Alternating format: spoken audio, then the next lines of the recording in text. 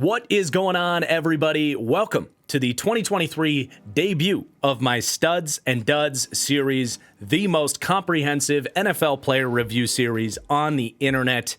Today, we're going to be going team by team through the NFC. AFC will be next week, and then we'll go every 2 weeks from there. But we'll be going team by team through the NFC, roster by roster, talking about all the players in the NFL who are playing well and some players who are not so much playing well. Now, for those new to this series, I want to give you a little bit of background on what this series is all about. So this channel actually began back in 2016 as a Madden YouTube channel where I would edit EA's roster, their horrible ratings, and talk about why I made the changes I did. And that has grown and blossomed into what we have now on that franchise guy. Now, I will say, if you are interested in some Madden content from me, I do still have a second YouTube channel, TFG Plays. Many of you may not be aware of it, so you can go check that out. I'll drop that link in the description. We got a Packers rebuild going right now. But regardless, I do still edit the roster because it is a great way to make sure I'm sticking up with my research, watching every game every single week. And for the purpose of this series, reviewing the NFL through the lens of my Madden roster is actually a really nice way to communicate who's playing well, who's not playing well, even if those ratings stem from a video game. So as we go through team by team, player by player, you will see those Madden ratings changes, but have no fear, it all stems from research and analysis of the film. So without further ado, let's get into it. If you could, please hit that like button down below. I can't really begin to explain how much goes into this series. If you enjoy Studs and Duds, the least you could do, please just take a second, hit that like button. Really helps me out. Helps share this video out to other NFL fans like you. And make sure you're subscribed if you're not. We're really pushing to get to 100K here. Would really appreciate it. But let's go ahead and get into it. You won't be seeing my face throughout this video either because I'm in and out of editing, recording my changes. It's much more practical for me to just do audio recordings for this. It's going to be kind of a slideshow format. Enough talking, let's get into it.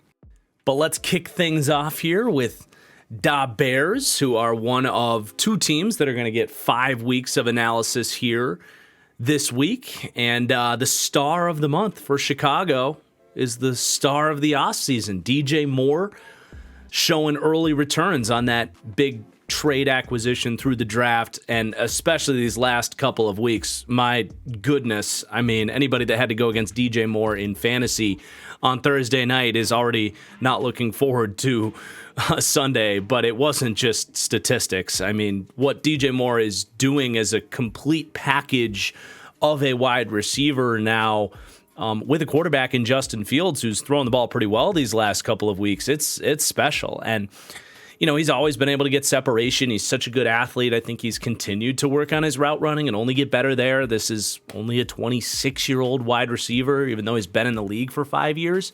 But really the biggest thing that's different with DJ Moore is the hands consistency. Just drops have shown up for him throughout his career. It reminds me a lot of it like what I've said about a young Devontae Adams in a lot of ways, where earlier on in his career he was awesome but didn't have the dominant hands consistency. But I think DJ Moore through time and through reps is not just not dropping the football, but just coming down with tough catches. I think he's like 9 for 13 on contested catches. You see the, big kind of over the shoulder big man catch against Denver week 4. Like, he's just been looking like that true number one wide receiver. And it's pretty crazy the similarities between, him coming in for Fields and AJ Brown coming in for Jalen Hurts, where Brown wasn't necessarily a number one when the Eagles acquired him, or at least a elite wide receiver.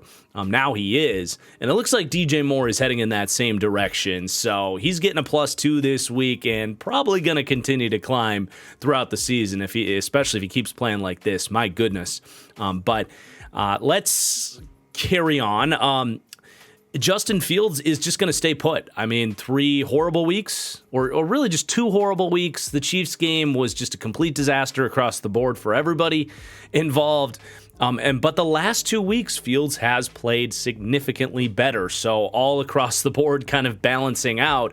And I would say we're kind of back to square one, it feels like, at least from the offseason, where it's like, all right, can he continue to develop the consistency? And it's great that, the last couple weeks he's been throwing with better anticipation and getting the ball out a little bit better, pushing the ball downfield, whereas the first couple of weeks was just not seeing throwing windows when they were open and, just making bad mistakes, you name it. So good to see him start to play better. We'll see what the rest of his season and potentially the rest of his Bears career looks like. But right now it looks like he's kind of staking his claim as the Bears quarterback these last couple of weeks.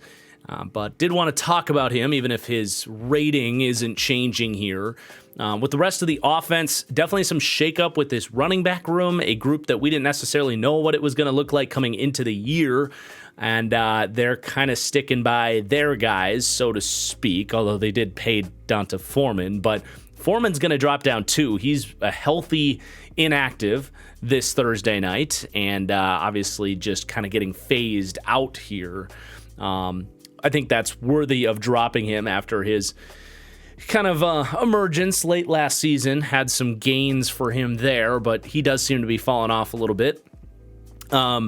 But the other two guys, Khalil Herbert and Roschon Johnson, look awesome. Khalil Herbert just making guys miss, the explosive runs. He's just a nice all-around back. And then Roschon Johnson coming in, not with a ton of carries so far, but when he's played, the power has been on full display. He's a talented back, obviously backed up Bijan at Texas. So it does feel like it's going to be a 1-2 punch between Herbert and Roschon moving forward, as long as those guys can get healthy. They just got banged up on Thursday night. Then Chase Claypool going to see a -4 here on the way out. He'll obviously be showing up for Miami in any future ratings changes for him. But yeah, this has been a complete disaster. His unwillingness to block, his kind of taking plays off, just that kind of game awareness. If you literally are talking about these being Madden ratings changes, a 18-point drop-off in his awareness rating. Like, that is what's wrong with him, is just, getting on the field and giving effort and being consistent. So he's going to drop. We'll see what he can do in Miami.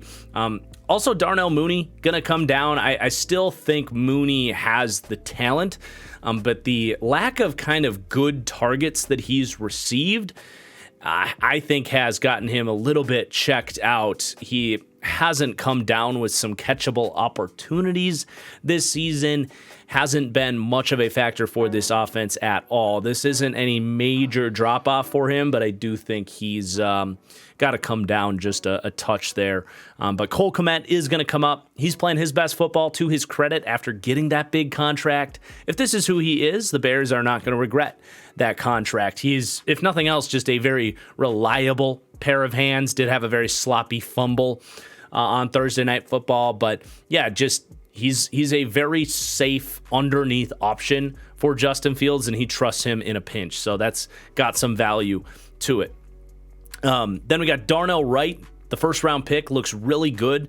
The pass protecting side of things, I always felt like he was going to come in and be a pretty stable pass protector right away. He's had minor hiccups, maybe once, maybe twice a week.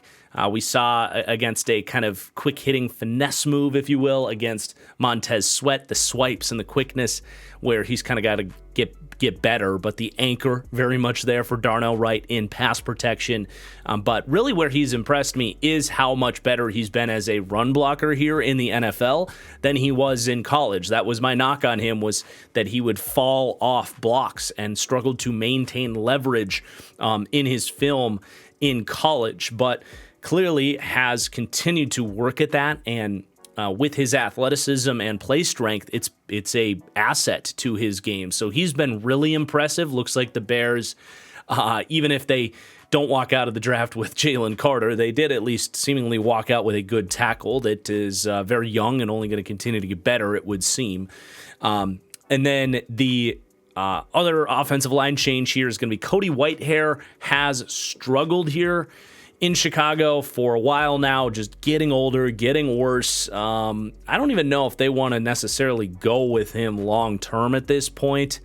because they have a couple of guards they like, and I don't know that he's necessarily a better option right now than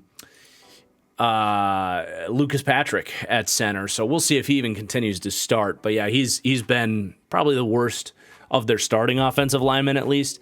But let's talk about this defense a little bit. Definitely some good, some bad.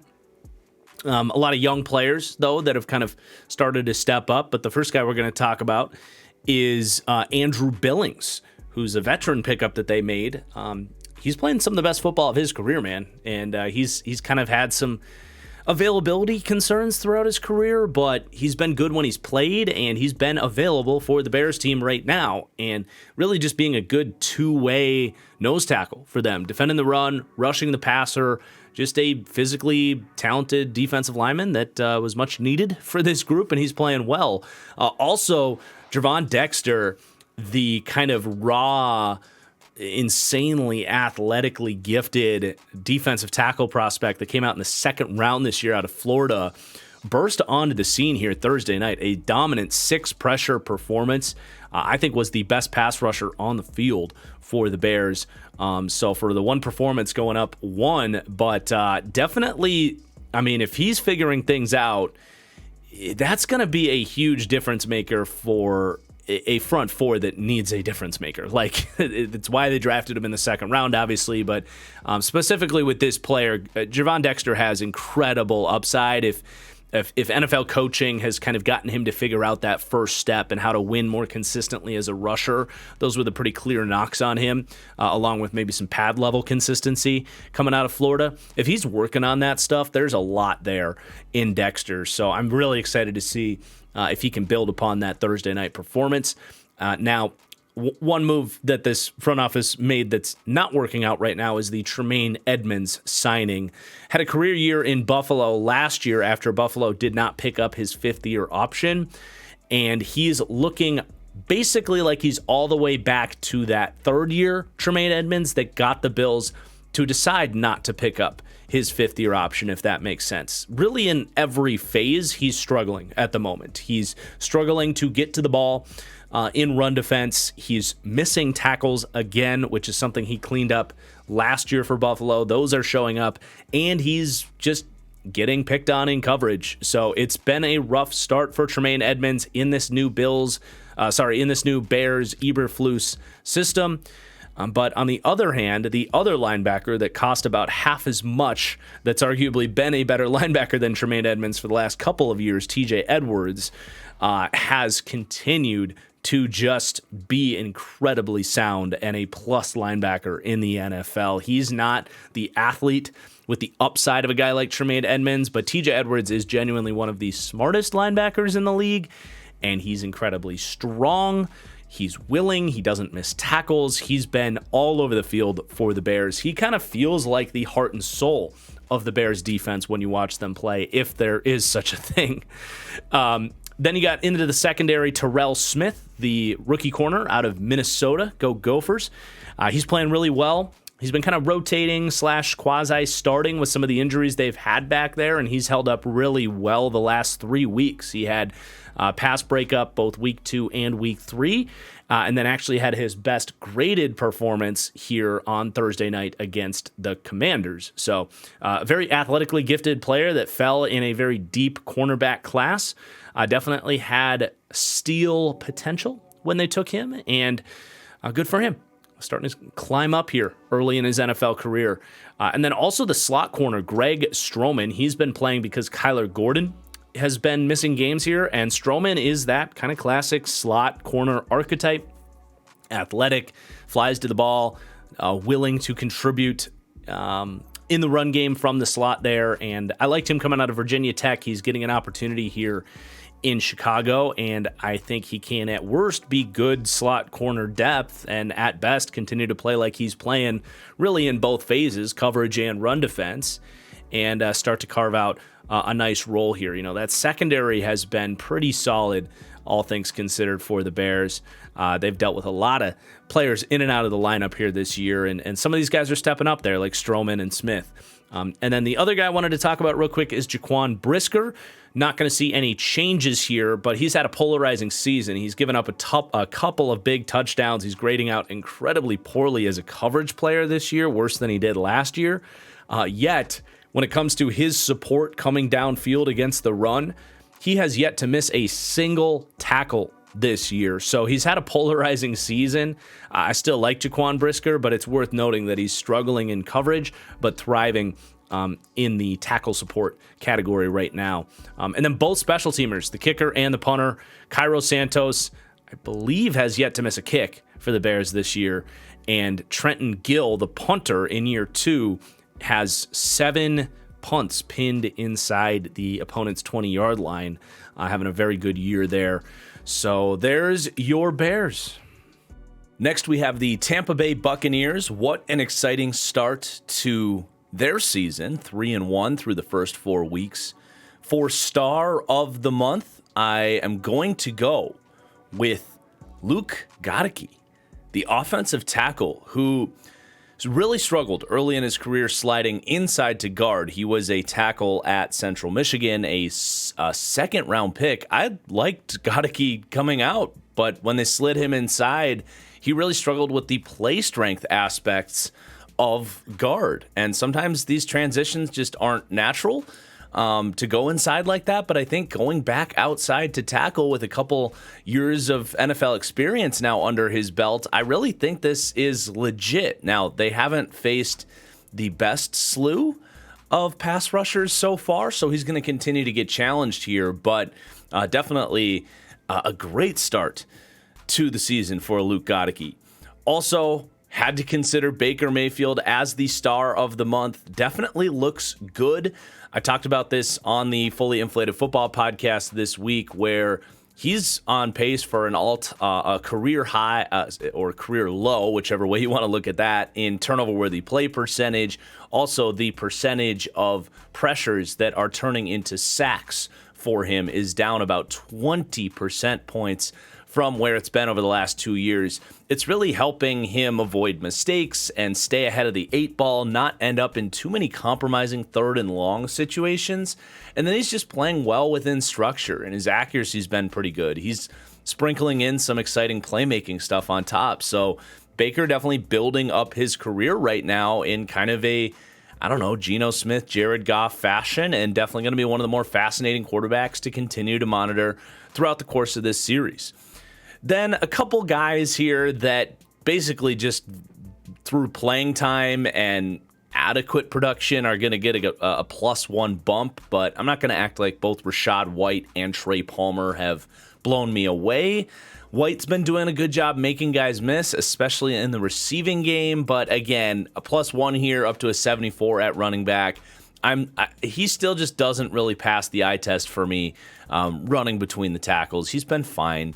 Trey Palmer as well has been few and far between in terms of his production, and just going from 66 to 67 here, so nothing crazy.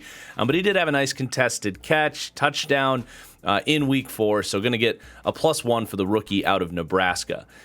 Now, the receiver that has been a little bit more consistent here stepping up, other than Mike Evans and Chris Godwin, is going to be the tiny Devin Tompkins, listed at about 160 pounds, 5'8", but one of these kind of, small wide receivers that in the modern NFL can show that they can get open and run routes, and he doesn't have drop issues at this point, so he's carving out a nice little role in the Bucs offense. And then some more gains on the offensive line. This group is really playing well. Again, not going against the best competition so far this year, but it's still NFL competition, and they're doing their job.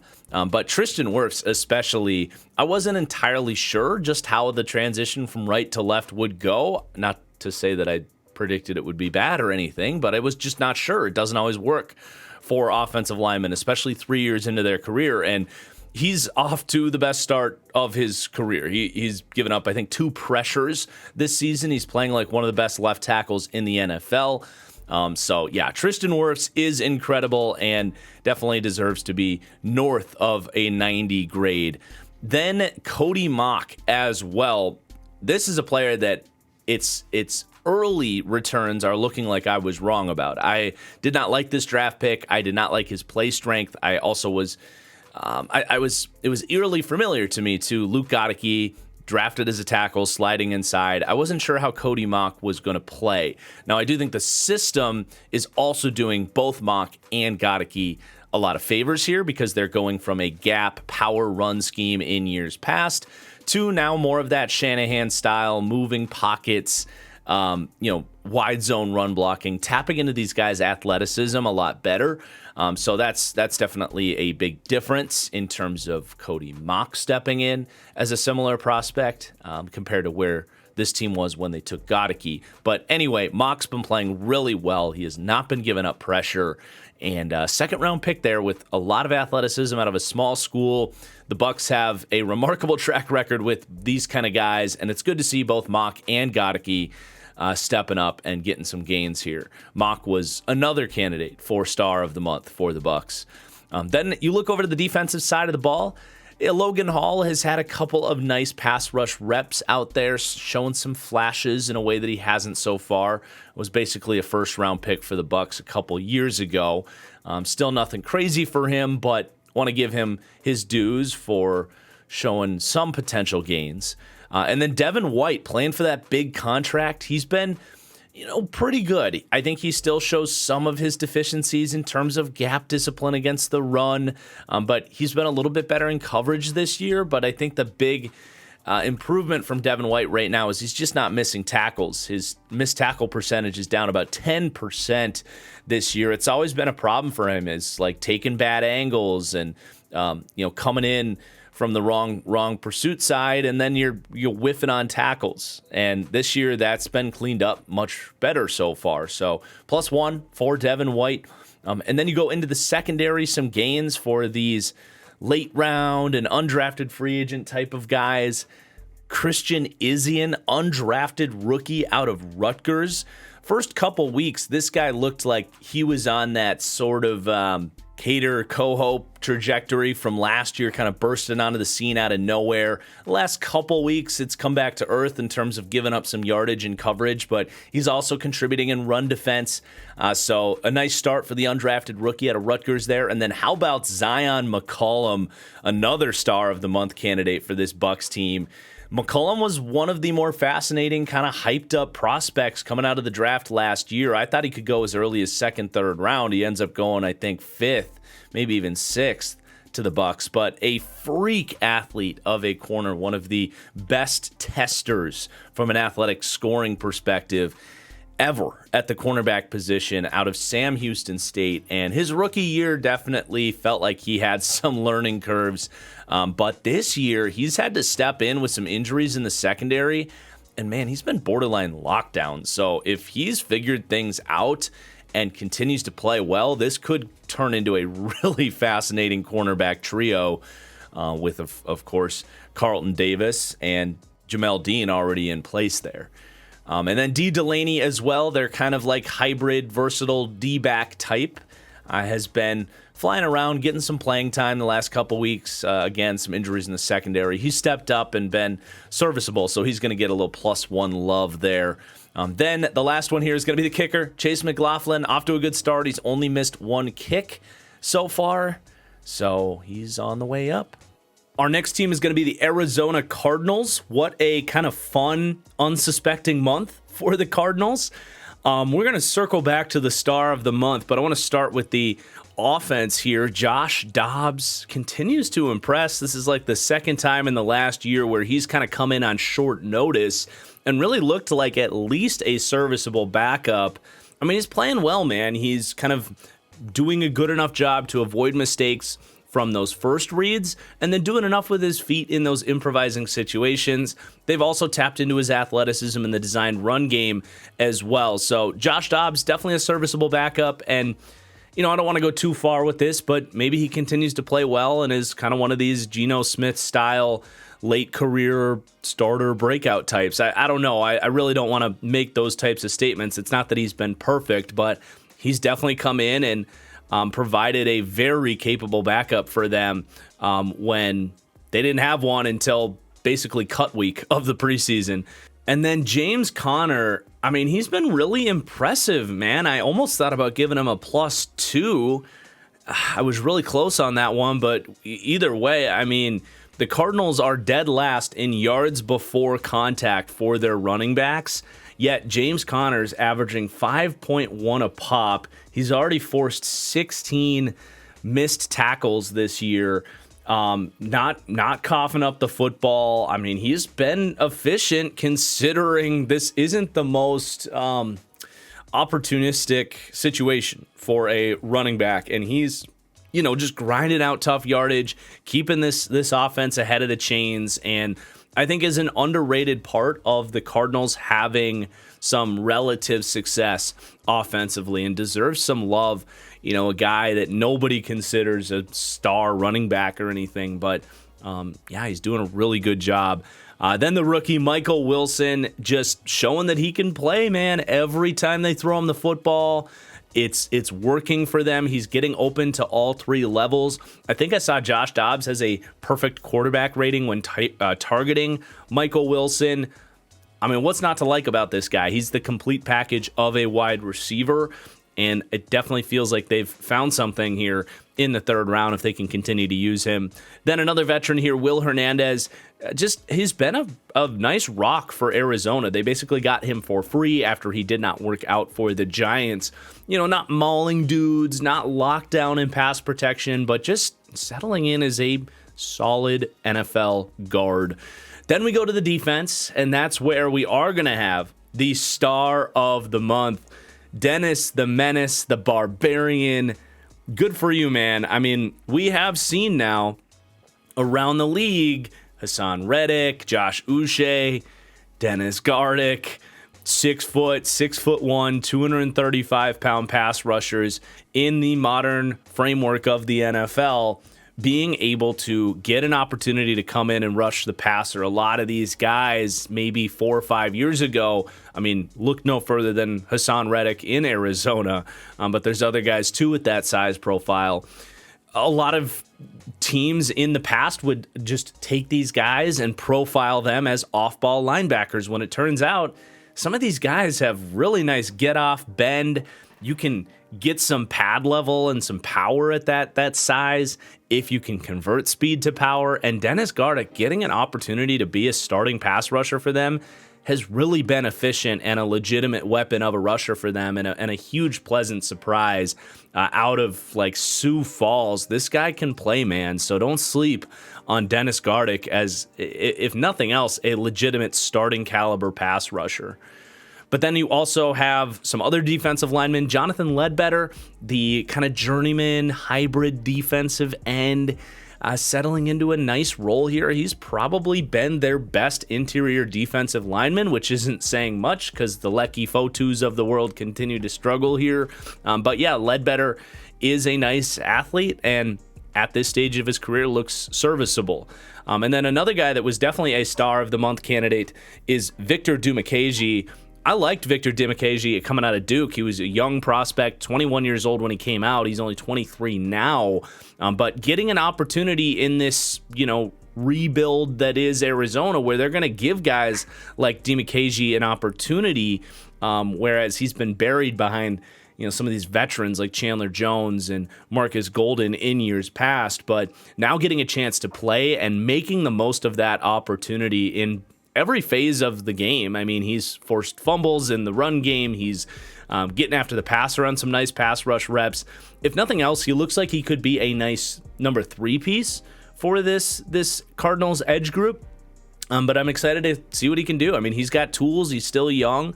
Liked him come out of Duke. So really just excited to see him get a chance to show what he can do. Then with the linebacker group, Chris Barnes, who they picked up from Green Bay. Green Bay let him go after some struggles for the undrafted rookie out of UCLA, but he did show his flashes in Green Bay.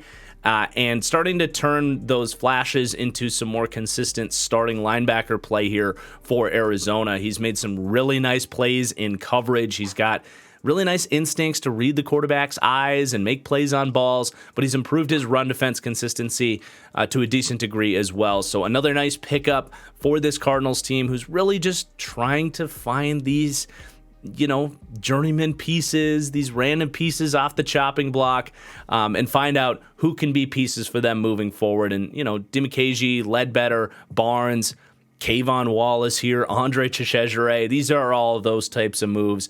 But with this secondary, Kayvon Wallace following Jonathan Gannon over from Philadelphia, a guy that never really got an opportunity in Philadelphia, but getting a chance here with Budda Baker injured, and this defense is really going with 3 starting safeties anyway as their kind of base defense. And Kayvon Wallace looks pretty solid. I mean, this was a 4th-round pick out of Clemson. A lot of people liked a solid prospect. He's got kind of all the traits in terms of size and athleticism. He's been a horrible tackler throughout his career, and I'm not going to act like he's been a perfect tackler. He has had some misses here. I'm not going to say he's going to be some superstar or anything, but he's been flying around the field in coverage. He does have 3 pass breakups on the season already, so just a nice move. He's played 254 snaps for this team in 4 games. Just again, trying to find some of these guys that can be backups and potential starters and role players and special teamers. And Andre Cheshire looking like another one of those guys. I mean, this guy's been kind of a journeyman for 6 years, bounced around practice squads and stuff, but someone that tested extremely well coming out of San Jose State. And he just hasn't really gotten those opportunities. There's another guy that's been kind of a backup in Philadelphia for the last couple of years. Hasn't done much with his limited opportunities in Philly, but does seem to be figuring some things out here at 27 years old. Another player, he's played 142 snaps. He's started 2 of the last 3 weeks and has been kind of solid across the board. Still got to clean up some of that tackling consistency. We've seen some issues there pop up in that Dallas game, in that Giants comeback, but overall, he's getting out there, making some plays in coverage, or at least finding himself in position. And then the other guy I didn't know quite what to do with is Marco Wilson, who's had 2 really good games and 2 really bad games. I like Marco Wilson. I've talked him up. I wanted to raise him here, but when he's that polarizing within a 4-game sample size, I think the best thing to do is just leave him where he's at. But I do think he's done a good job with his opportunity for the most part, but does need to clean up some of that consistency before we start to bump him up. And then the kicker, Matt Prater, has been awesome, man. The veteran still has it. He's going up +3. Dude made like a 63-yard kick against Dallas, and his only miss right now is a 50-plus yarder. So he's definitely one of the best kickers in the NFL right now. All right, next we have the Washington Commanders. We do have a star of the month. It is going to be Chase Young, who makes his return to the field here, and I'll be honest, looks like the Chase Young that they drafted. And that perhaps makes it all the more frustrating that this defense can't get things right, because if you told me that coming into the year, I would say good luck blocking this defensive front and scoring on this Commanders defense. But this dude's got 27 pressures in 4 games. He did miss week 1, but he's up to 4 sacks. I mean, he has been all over the field. He looks like he's taken that time off and really thought about his pass rush approach and has found all of the different ways to dissect opposing blockers. And it will definitely be interesting to see what happens with his future. They didn't pick up that 5th-year option. He's heading towards free agency. He's playing like a $30 million pass rusher right now, so definitely going to be a big name to monitor into the next few months. But let's talk about the offense here. Sam Howell was another star of the month candidate. He's been, I don't want to say awesome, but he's been pretty good, and he's checked enough boxes that you feel like, okay, we have a kind of a quasi-starting caliber quarterback here. The game doesn't move too fast for him. I like how his eyes get to the right place. He doesn't make really a lot of mistakes in the passing game. The Bills game obviously spiraled out of control a little bit and showed some concerns there with those interceptions, but 4 out of 5 games, he's getting the ball in the right place. But there are some knocks here too. And before I talk about the knocks, the other good thing about Sam Howell is he's a really good play extender. He is incredibly difficult to tackle because he has some of the best contact balance. That's a trait we normally talk about for running backs. He has some of the best contact balance among quarterbacks in the NFL. So he'll bounce out of pockets. He'll, break tackles on the move. He has the instincts to find throwing windows on the run. He's had some really nice touchdowns down in the red zone to create time and create throwing windows. So he does a lot of that stuff well too. But he does have some pretty major knocks right now as well. Number one is the accuracy has been spotty. Especially in that Bears game, but it's shown up throughout the course of the season too, once or twice a game.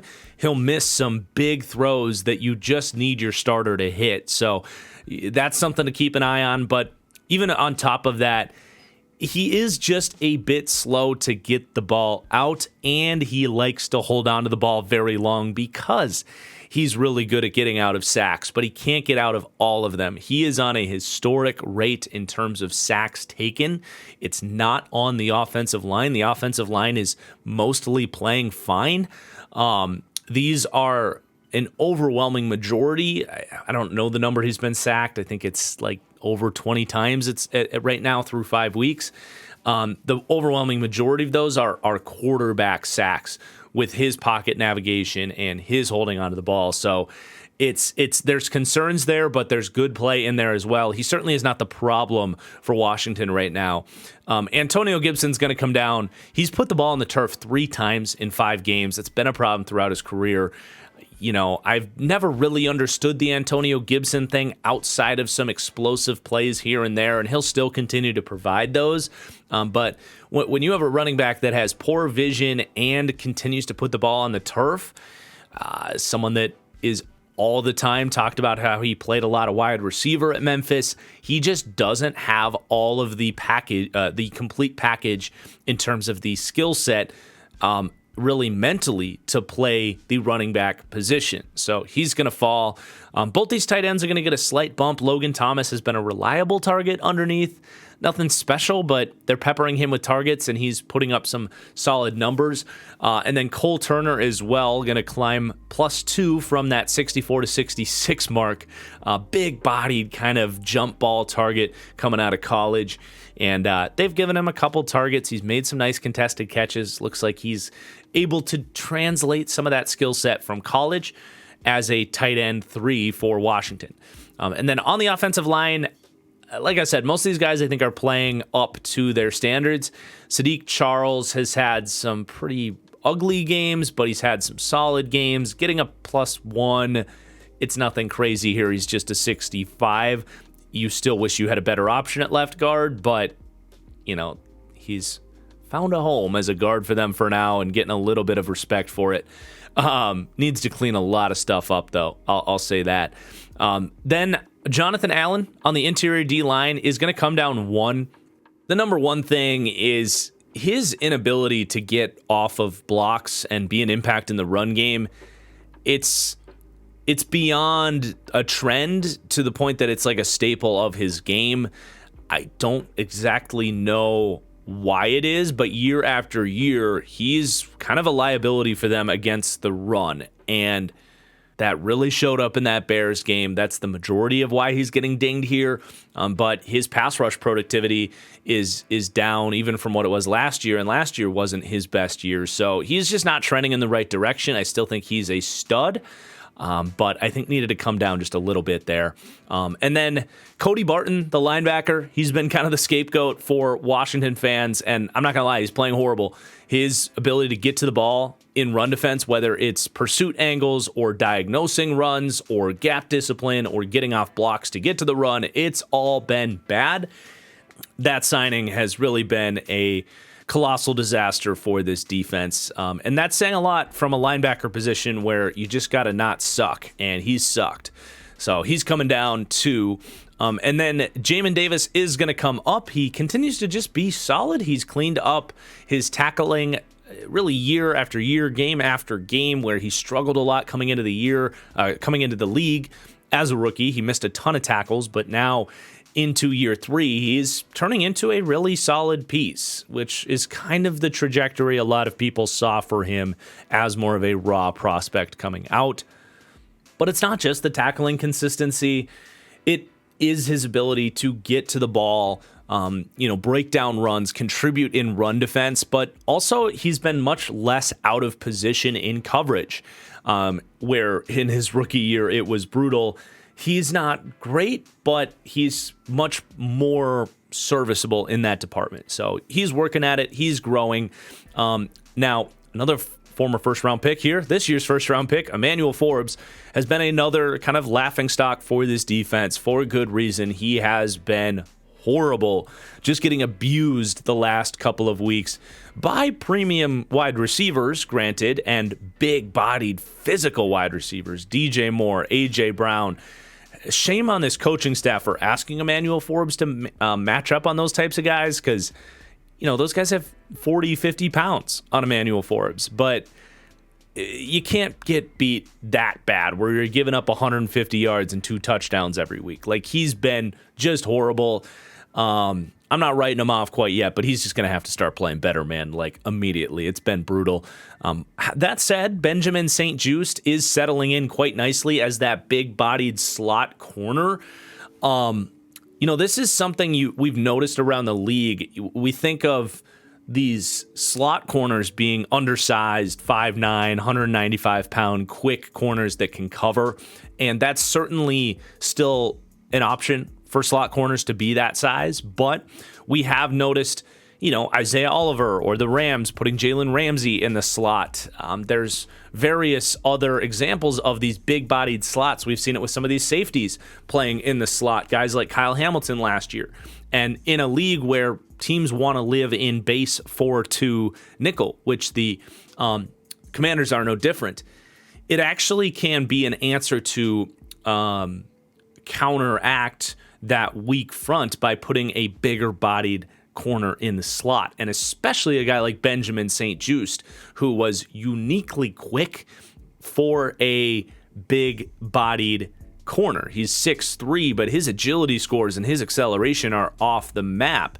And he's also a really consistent tackler, so he makes a ton of sense as a slot corner within this type of system, and he's just playing really well across the board. I'm a big fan of his game in that skill set.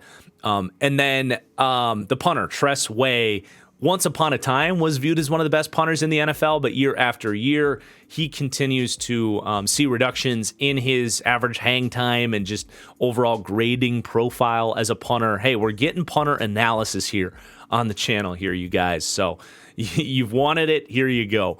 Tress Way, not the top dog that he once was, coming down 2. Okay, our next team is the Dallas Cowboys, whose star of the month is former Wisconsin tight end Jake Ferguson, the Dalton Schultz comp himself, coming from myself there. He really has stepped into those shoes and honestly looks maybe even better than Dalton Schultz ever did. He's a really instinctive receiver in the short game. I mean, you really are seeing shades of Jason Witten with his consistency with his hands, his constant availability on those stick routes down in the red zone, and showing what was my favorite trait from him coming out of Wisconsin, which is when he catches the ball, he's got a rare instinct for where pursuing defenders are coming from, what their angles are, and how to make that guy miss and turn up field to get an extra 4 or 5 yards. He's an awesome kind of safety blanket for Dak Prescott. And it just continues to kind of beg the question why they spent a second-round pick on Luke Schoonmaker when they had this guy in-house from the very beginning. But a huge week for him, and I don't see any signs of him slowing down inside this offense.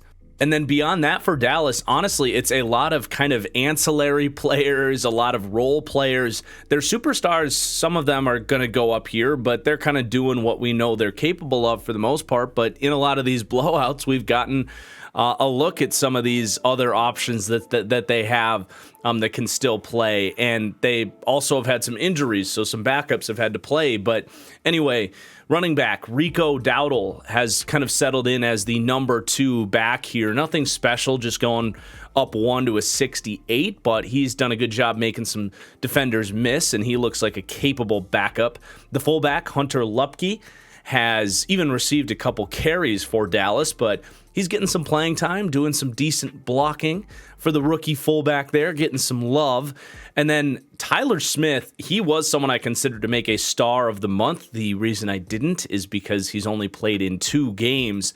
But I talked about Tyler in my deep dive for Dallas, how much he impressed me. He was a prospect that I was not particularly high on, and man, I was wrong about how good this guy can be. He is...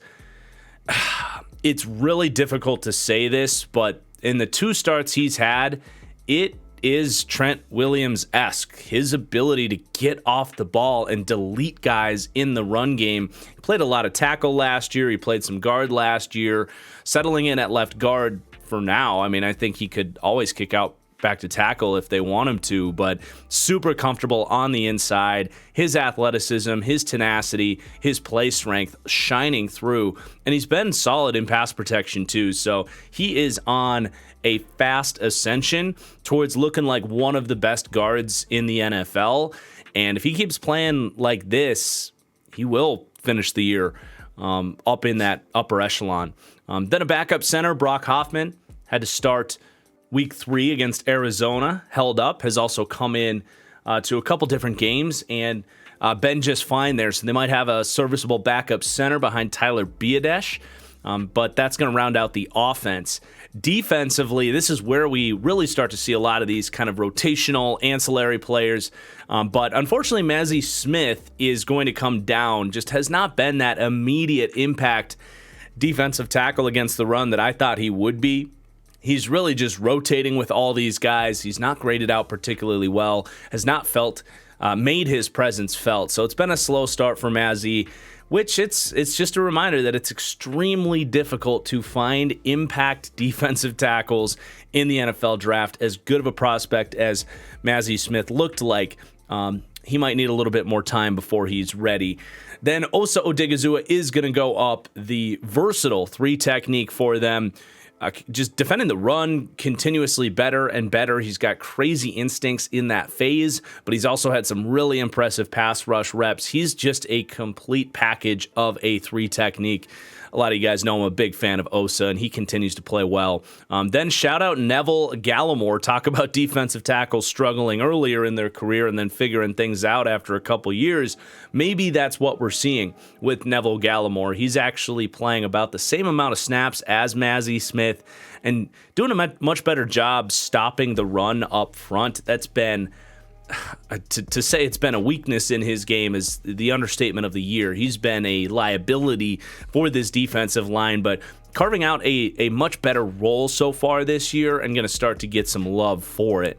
And then Micah Parsons going to go up. I mean, speaks for himself, man. We rave about Micah pretty much every week at this point, but his continued evolution of his pass rush package is just spectacular. So he's creeping up closer and closer to that 99 mark. But also DeMarcus Lawrence, he's not losing any steam, man. He's playing some of his best football. He's been one of the best pass rushers in football for the first month of the season, but he's been just a nightmare against the run, really the last couple of years. I think DeMarcus Lawrence is starting to make a case that he's arguably the best run-defending edge player in the NFL. And a lot of these veterans, once they get to 31, 32 years old, they enter more, rotational pass rush specialist roles. Lawrence is so good against the run that they use him in all 3 downs, and he's thriving in both phases. So a tip of the cap to DeMarcus Lawrence for continuing his production into his 30s. Then into the second level, Leighton Vander Esch quietly kind of getting better and better. He's had an interesting career, burst onto the scene as a rookie, dealt with some injuries, really fell off, but he's a player that I think has lost about a half a step, if not a full step, but I think he's relearning the position and kind of what he needs to do to be successful as the physical athlete that he is now. If that makes sense. And what we're seeing more specifically is his ability to really engage in the run game, get off blocks, and most notably, his tackling consistency improved to new heights last year. But so far this season, Leighton Vander Esch has not missed a single tackle, so he's carving out a nice run-defending kind of role within this defense. They protect him in coverage with some of these safeties we're going to talk about later. Of course, Jayron Kearse on top of that too. So, they really use him well, and I will say he's going to be tested this week against the Niners and Debo and Ayuk and Kittle and Christian McCaffrey. Curious to see can he continue this tackling consistency this upcoming week? Because if he does, they have a good chance of beating San Francisco. He's going to be a big player in that game. But also Damone Clark also has not missed a tackle this season. He's been in and out of the lineup. Not sure if that's rotating or if he's been injured. I know they've had some shakeup there, and I guess I can only assume it's rotating because they have all these safeties that they also use as linebackers. But yeah, Damone Clark looks like that guy out of LSU that I really loved. I mean, super consistent tackler. He's got the size to impact the run, and he's got the speed and range to be a player in coverage. So he's just a nice, young, ascending linebacker. What a steal he was, who was a kind of guy coming off an injury that was available later than he should have been, in my opinion. Then you have those rotational safeties that have basically been additions to Jayron Kearse. Kearse is still in there doing his thing, but I think in a lot of these blowouts, they're putting these guys in, seeing what they can do. Both Marquise Bell and Wanye Thomas look like they can play that Jayron Kearse role if they need it. And one of these guys might be a long-term replacement. Marquise Bell, Wanye Thomas, both these guys are freaky young athletes that are these 210, 215 pound safety linebacker hybrids that just, put them in a specific role, let them kind of have simplified zone assignments or man assignments on tight ends on third downs, and let them, pursue any draws or screens or anything in those sort of, long distance run situations. So both these guys look serviceable in that role. And then you got the kicker, Brandon Aubrey, young player, has not missed a field goal yet this year, and only missed one extra point. So the young kicker looks like a nice find for them. Okay, next up we have the Philadelphia Eagles, whose star of the month really can be none other than Jalen Carter on a fast track for Defensive Rookie of the Year. I mean, the skill set obviously translating right away. Out the gate, a 9 pressure game, or maybe 8, but whatever. Just decimating the New England Patriots out the gate. Week 1, took over. And then week 2, on Thursday Night Football, the Minnesota Vikings say, enough of that, we're going to double team you all night long. And basically, he's been facing a lot of double teams. When he's not double teamed, he's dominating matchups. He's got one of the best pass rush production profiles of any interior defensive lineman in all of the NFL.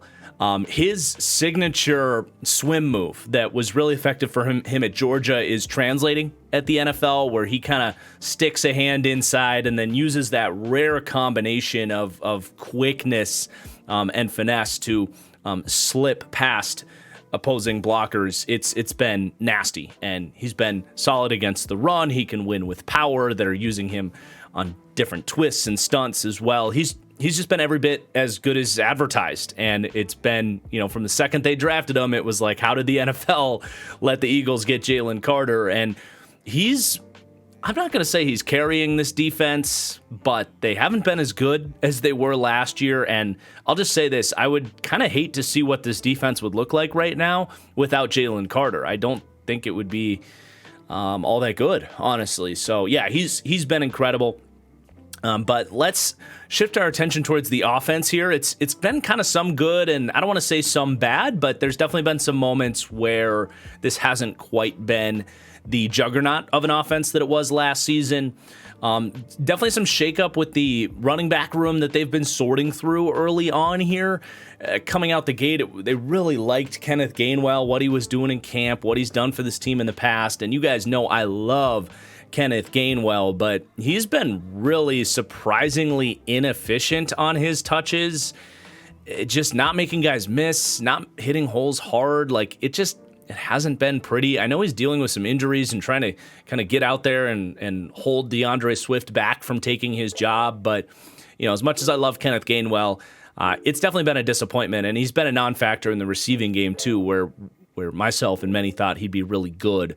Likewise, Rashad Penny thought he'd be a bigger factor here. They want nothing to do with him. And when he got some looks against the Vikings, it definitely wasn't pretty. So those two guys are going to go down, but DeAndre Swift making the most of this opportunity.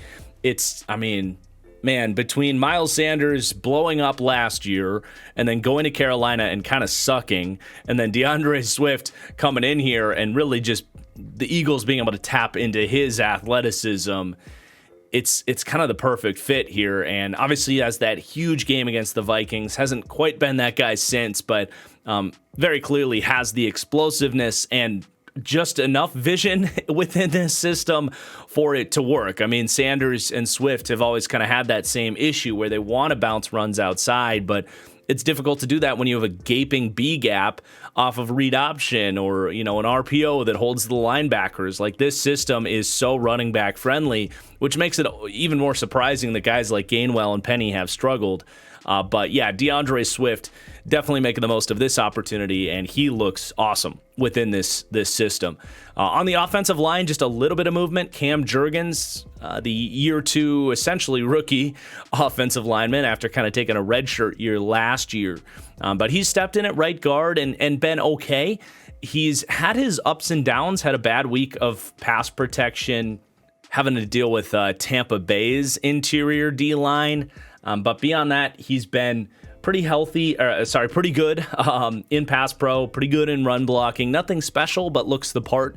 Did go down with an injury, though, so I don't remember the severity of that. Hopefully he can get back on track in a couple weeks here. And then no movement here on Dallas Goedert because we feel pretty good about him bouncing back, but he has been not good, man. Not good. He's not coming down with catches, not being a huge part in this receiving game.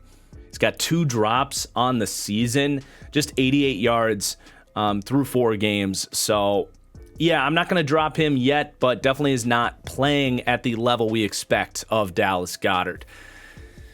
But as far as the defense is concerned, Jordan Davis is going to go up. He's kind of doing his thing in run defense in more of a starting role this year. That so much not really a surprise. Good to see him continuing to do that. Not to say he's been dominant necessarily, but has done well in that phase. But some of these pass rush snaps are really good to see. The first couple weeks, got some pressures, got some sacks. That's an aspect of his game that we've wanted to see show up at the NFL level, and 2 out of 4 weeks we've seen it here. So a decent enough start for Jordan Davis. Then off of the edge, Hassan Reddick's got to come down, man. I mean, last year was definitely a career year for him, and right now he's playing much more like that guy that we kind of thought he was before that huge season last year. I mean, just a 10% pressure rate, just 1 sack on the season.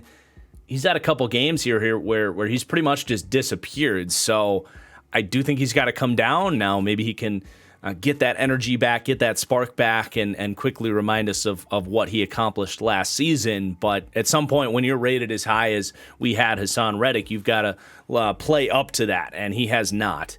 Then Nicholas Moreau, their linebacker pickup, is playing sensational these last couple of weeks, filling in for Nakobe Dean. Him, honestly, and Zach Cunningham next to him have been a nice kind of veteran duo next to each other. Moreau listed at 216 pounds with some athleticism and ability to fly to the football. Cunningham, more of that thumper in the middle. I don't know if and when Nakobe Dean's going to get healthy here. He played okay week 1. But I don't know if he's going to get that job back with how Moreau is playing and how these veterans are playing at that linebacker spot that was supposed to be kind of a weakness on this defense. You could argue the combination of Cunningham and Moreau have been the best position unit the last couple weeks for the Eagles. But then into the secondary, Darius Slay as well. I mean, look, he's a 33-year-old corner, and the last couple of weeks, teams have been going right at him and having a lot of success. Gave up 7 catches for 88 yards against the Vikings. Last week against Washington, a really rough week. They targeted him 11 times for 10 receptions. Like, the dude, like I said, 33 years old. You can't keep playing at a top level as he did last year forever at this cornerback position. And I think we are seeing the early beginnings of some regression here for Darius Slay, which was certainly on our radar as a possibility given his age and the position he plays. So I think it's time we start to drop him, and we'll see how he responds moving forward.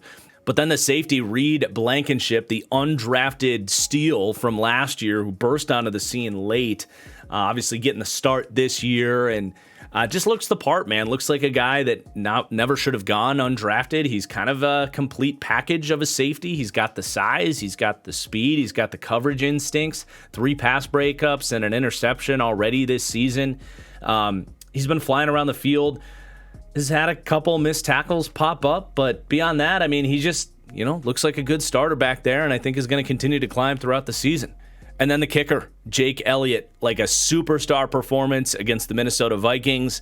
He's got the leg to make long kicks. He's been accurate. He's kind of emerging, honestly, as one of these top kickers in the NFL.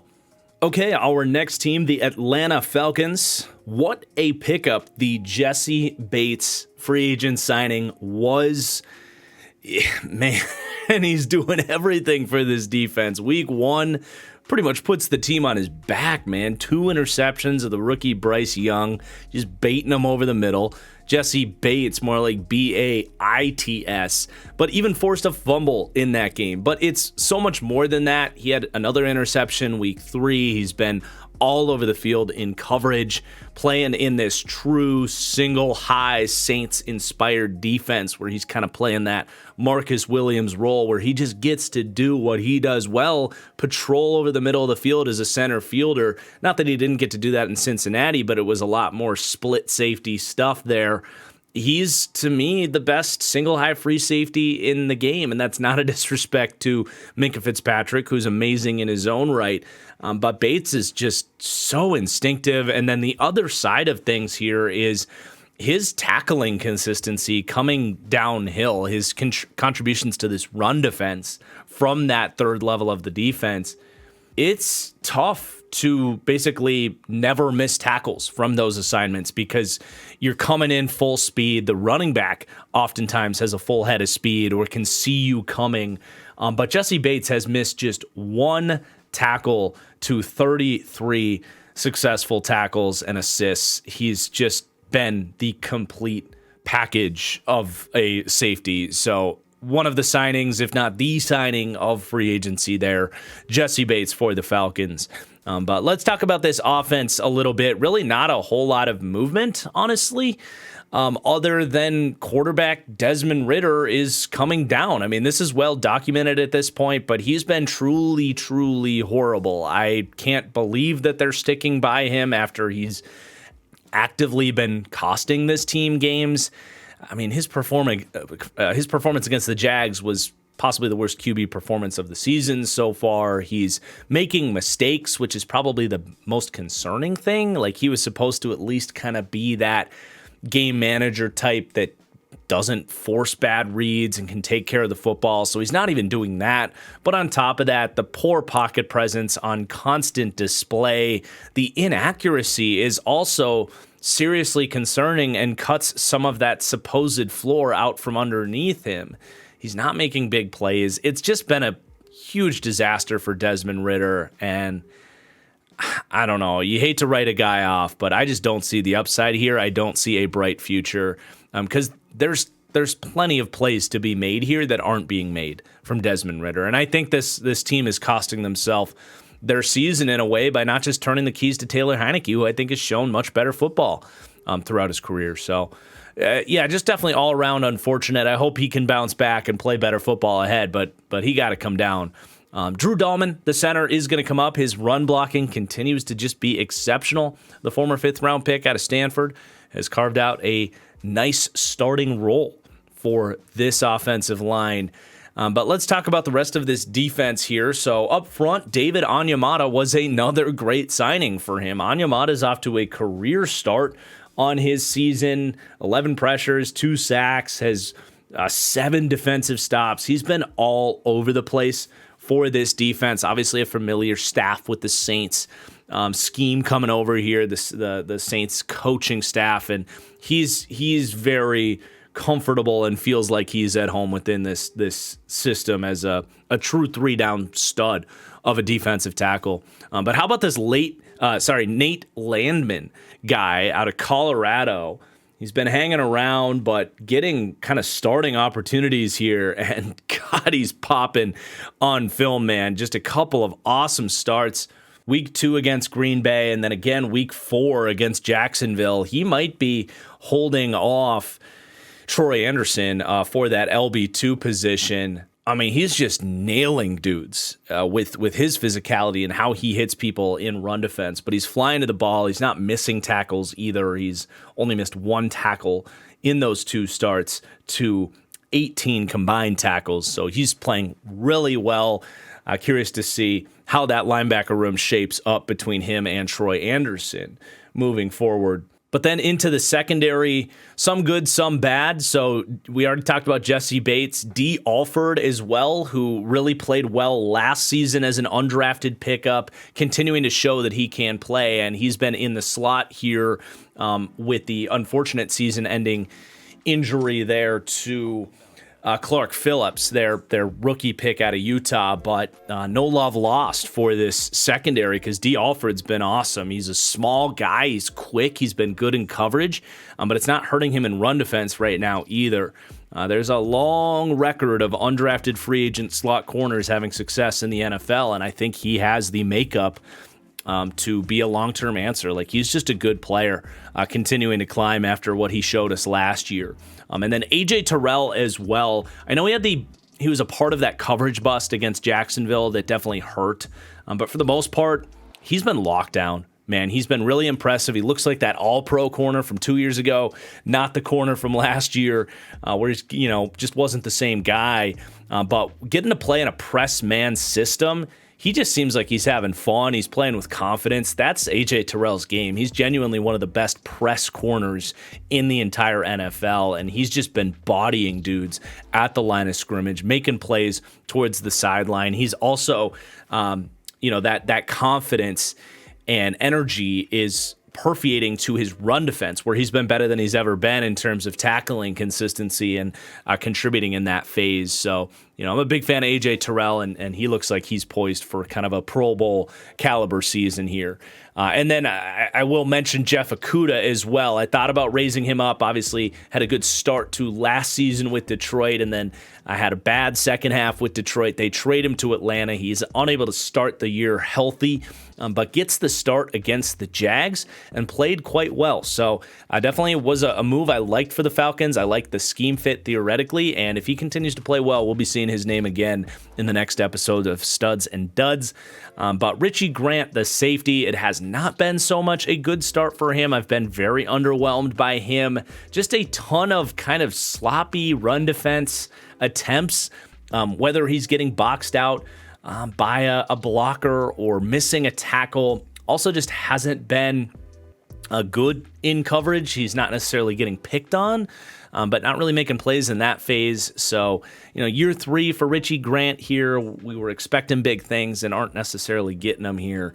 I thought he finished last season strong, but he's not seemingly carrying that over here in the new system in at least the early returns. Then we have the San Francisco 49ers, my number 1 ranked team in my power rankings, who are just steamrolling people right now. Their star of the month is going to be the quarterback, Brock Purdy, who continues to defy the odds here in this very quarterback friendly, Shanahan style system, but it really is perfect for his skill set. His combination of his quick release and ability to make the correct reads and then add stuff on top of that with play extension. He has really nice pocket presence and athleticism and instincts to make throws on the move. It all combines for not just enough at the quarterback position, but really a kind of ideal quarterback fit. Has he been perfect in dropback situations? Do they have the best offensive line? Like, would I be worried about them if they couldn't just stay on script all game and do all the Shanahan play action, RPO, intermediate passing stuff? Like, yeah, I'm not going to lie, I would be. But when that stuff is working, Brock Purdy is one of the better quarterbacks in the NFL to run that system for them. So he's going to get his respect on that side of things. +3 for Brock Purdy. But I also considered Brandon Ayuk for star of the month. He did miss a game in there. Not that has held him back. 2 out of 3 weeks this year, he's looked like the best receiver in the NFL. And I'm not saying that lightly. Like, he is routing people up. He's coming down with incredible catches. His game against the Pittsburgh Steelers was sensational. He really, former first-round pick, has the size, the athleticism, all of it to emerge as a true number 1 wide receiver.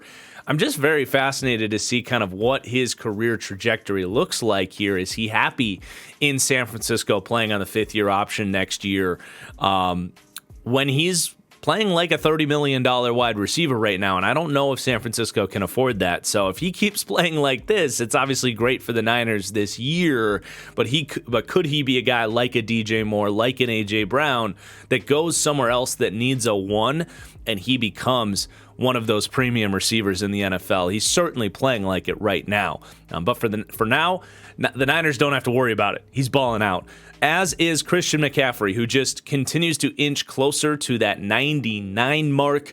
He's starting to enter the MVP conversations. We'll see if that holds up for a running back.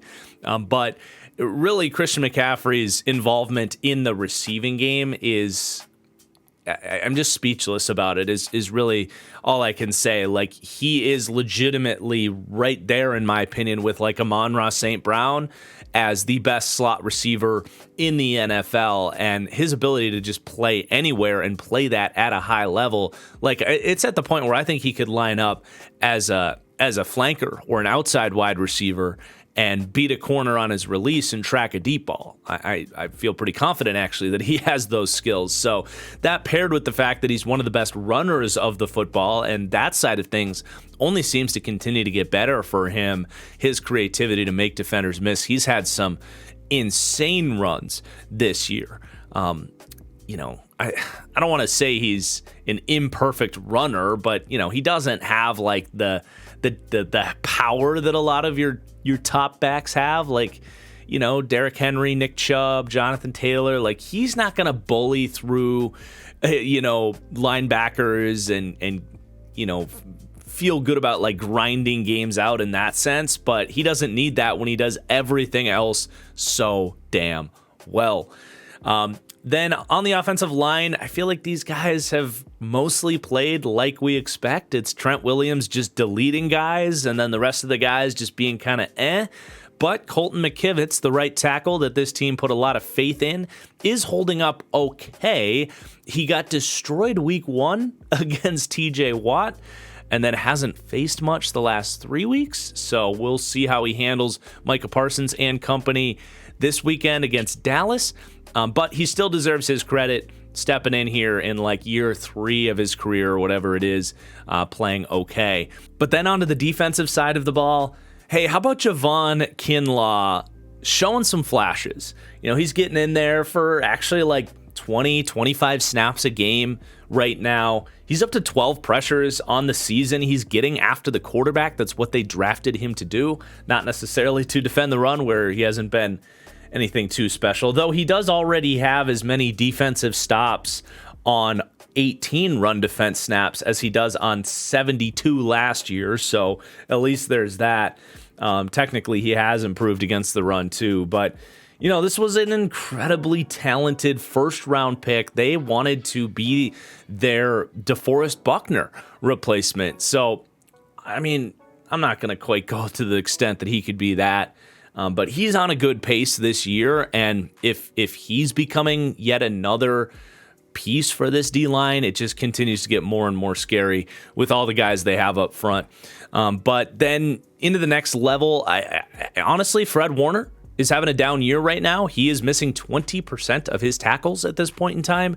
He's going to have to clean that up, or he's going to have to come down, and there's going to be a hole in his game that we can talk about because he's really the complete linebacker. But yeah, it's something to monitor. With the way Roquan's playing right now and Fred Warner having a down year in that regard, it's going to be something we can maybe discuss moving forward if Fred Warner can't clean up his tackling, which I think he can. And now that I say that, Fred Warner has always been just an average tackler, but right now he's been a very poor tackler. So he's got to get back to at least average. That, I suppose, is a minor hole in his game before, but now it's a big hole, if that makes any sense. But into the secondary, Charvarius Ward continues to just play like that number one corner that they paid him to be, one of the best press corners in the NFL. He in the secondary has been such an asset for them because it allows them to jam guys up front, jam receivers with good releases, and we know how good this pass rush is. It's kind of a perfect match made in heaven for both parties because they're not allowing quick-hitting passes through Charvarius Ward because he's so physical at the line. And then Charvarius Ward, who may or may not be more of a loose coverage player down the field, or at least a grabby coverage player down the field, this pass rush doesn't even allow receivers to get into that phase of the game because they're getting home so quick. So it's a beautiful pairing.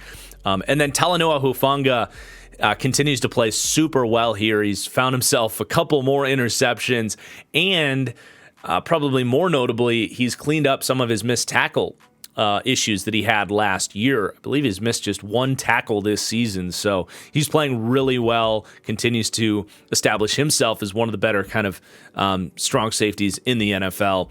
And then both special teamers are playing great too. Jake Moody, the rookie kicker out of Michigan, and the punter, Mitch Wishnowsky, which I think of Monsters, Inc. every single time I say that name. Mitch Wishnowsky.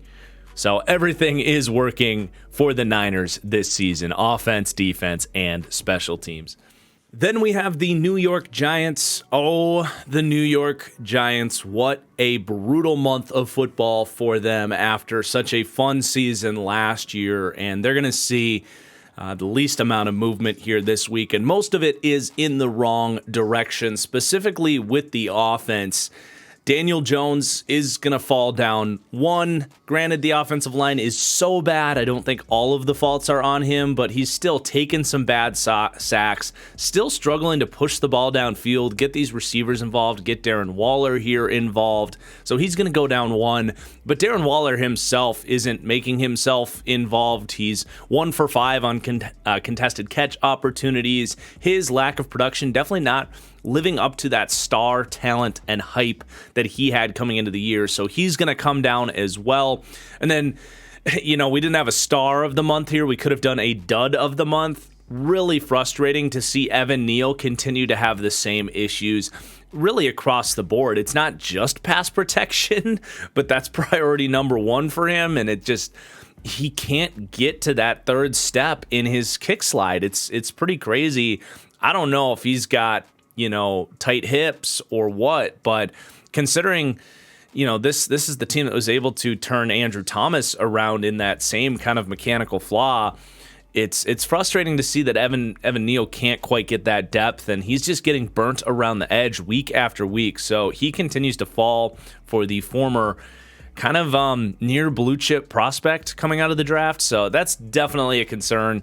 And then, with the defense, it's tough because the offense has been so bad.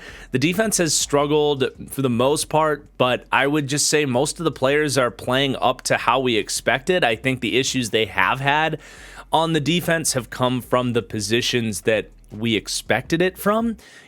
Edge number 2, when Aguilar's out, cornerback 2 and 3, safety like Jason Pinnock, like LB2, like a lot of these holes on the defense are the spots that are leading to the issues. So that's why you don't see a ton of movement here. I think the good players on this defense have continued to play well. But the one guy stepping up for the defense is DJ Davidson. Davidson getting the rotational reps, getting some rotational reps on that defensive line, about 15 to 20 per week. And he's actually contributed in both phases. He looks all right as a rotational defensive lineman. So, yeah, not a ton to say about the New York Giants, who continue to struggle. Next up, we have America's team, the Detroit Lions, seemingly this year. Star of the month, Aiden Hutchinson, just creeping closer and closer towards that Max Crosby comparison. I know it's lazy, but when you see him breaking out spin moves, which is one of Max Crosby's favorites, it really is a very close comparison. And his production is towards the top of the league for edge rushers. So a massive bump for Aiden Hutchinson, who has, in a lot of ways, put that pass rush kind of on his back. I would hate to see the sort of pass rush production they would have without him this year, because Houston's been injured. And really, other than that, McNeil has had some good games, some more quiet games in there. But, Hutchinson is doing so much for this defense right now. He's so good, so important, well-deserving of their star of the month. But then as we shift our attention towards the offense, Jared Goff does continue to impress me. He still has his deficiencies. He's not always going to extend plays, and he's going to have a Jared Goffian miss seemingly once a game. But his consistency to make the right reads, his general accuracy consistency is very good, despite my comment about one frustrating miss a game. More or less, he is very much the engine of this passing game at this point in time. And just, he's taken this opportunity and made the absolute most of it, entering kind of top 10, like legitimate top 10 quarterback conversations at this point. So a tip of the cap to Jared Goff here. Some shakeup with the wide receiver room. They bring back Marvin Jones here, and that's going to be very short-lived. It seems just a horrible week one against the Chiefs, and then he continues to play, but just is nowhere to be found for this offense. He's 33 years old. This might be the beginning of the end for Marvin Jones, but these other options are stepping up. Josh Reynolds, the big-bodied wide receiver that is familiar with Jared Goff, not just from here in Detroit for a couple years now, but going back to the Rams. These guys have a great chemistry, and Josh Reynolds seemingly catches everything. Even if he isn't the best separator in the world, Jared Goff has his trust, and Josh Reynolds has earned that trust by converting time and time again with his reliable pair of hands. And then Khalif Raymond. It's going to be very fascinating to see if Jameson Williams can even dethrone Khalif Raymond as the vertical presence in this offense. Raymond out of Holy Cross, 5'8", 180 pounds, he's 29 years old, just continues to get better and becomes more and more trustworthy as that guy that they'll kind of scheme up deep benders and go balls for, and he seemingly never drops the ball. So he is a real part of this offense despite his pedigree entering the league, and what a career, what a role he's carved out for this Lions team. And then Sam Laporta, the tight end, I thought about making him star of the month. They could really be co-stars. And he's really the saving grace of the Jahmyr Gibbs pick and trade down, because it really was Laporta and Gibbs.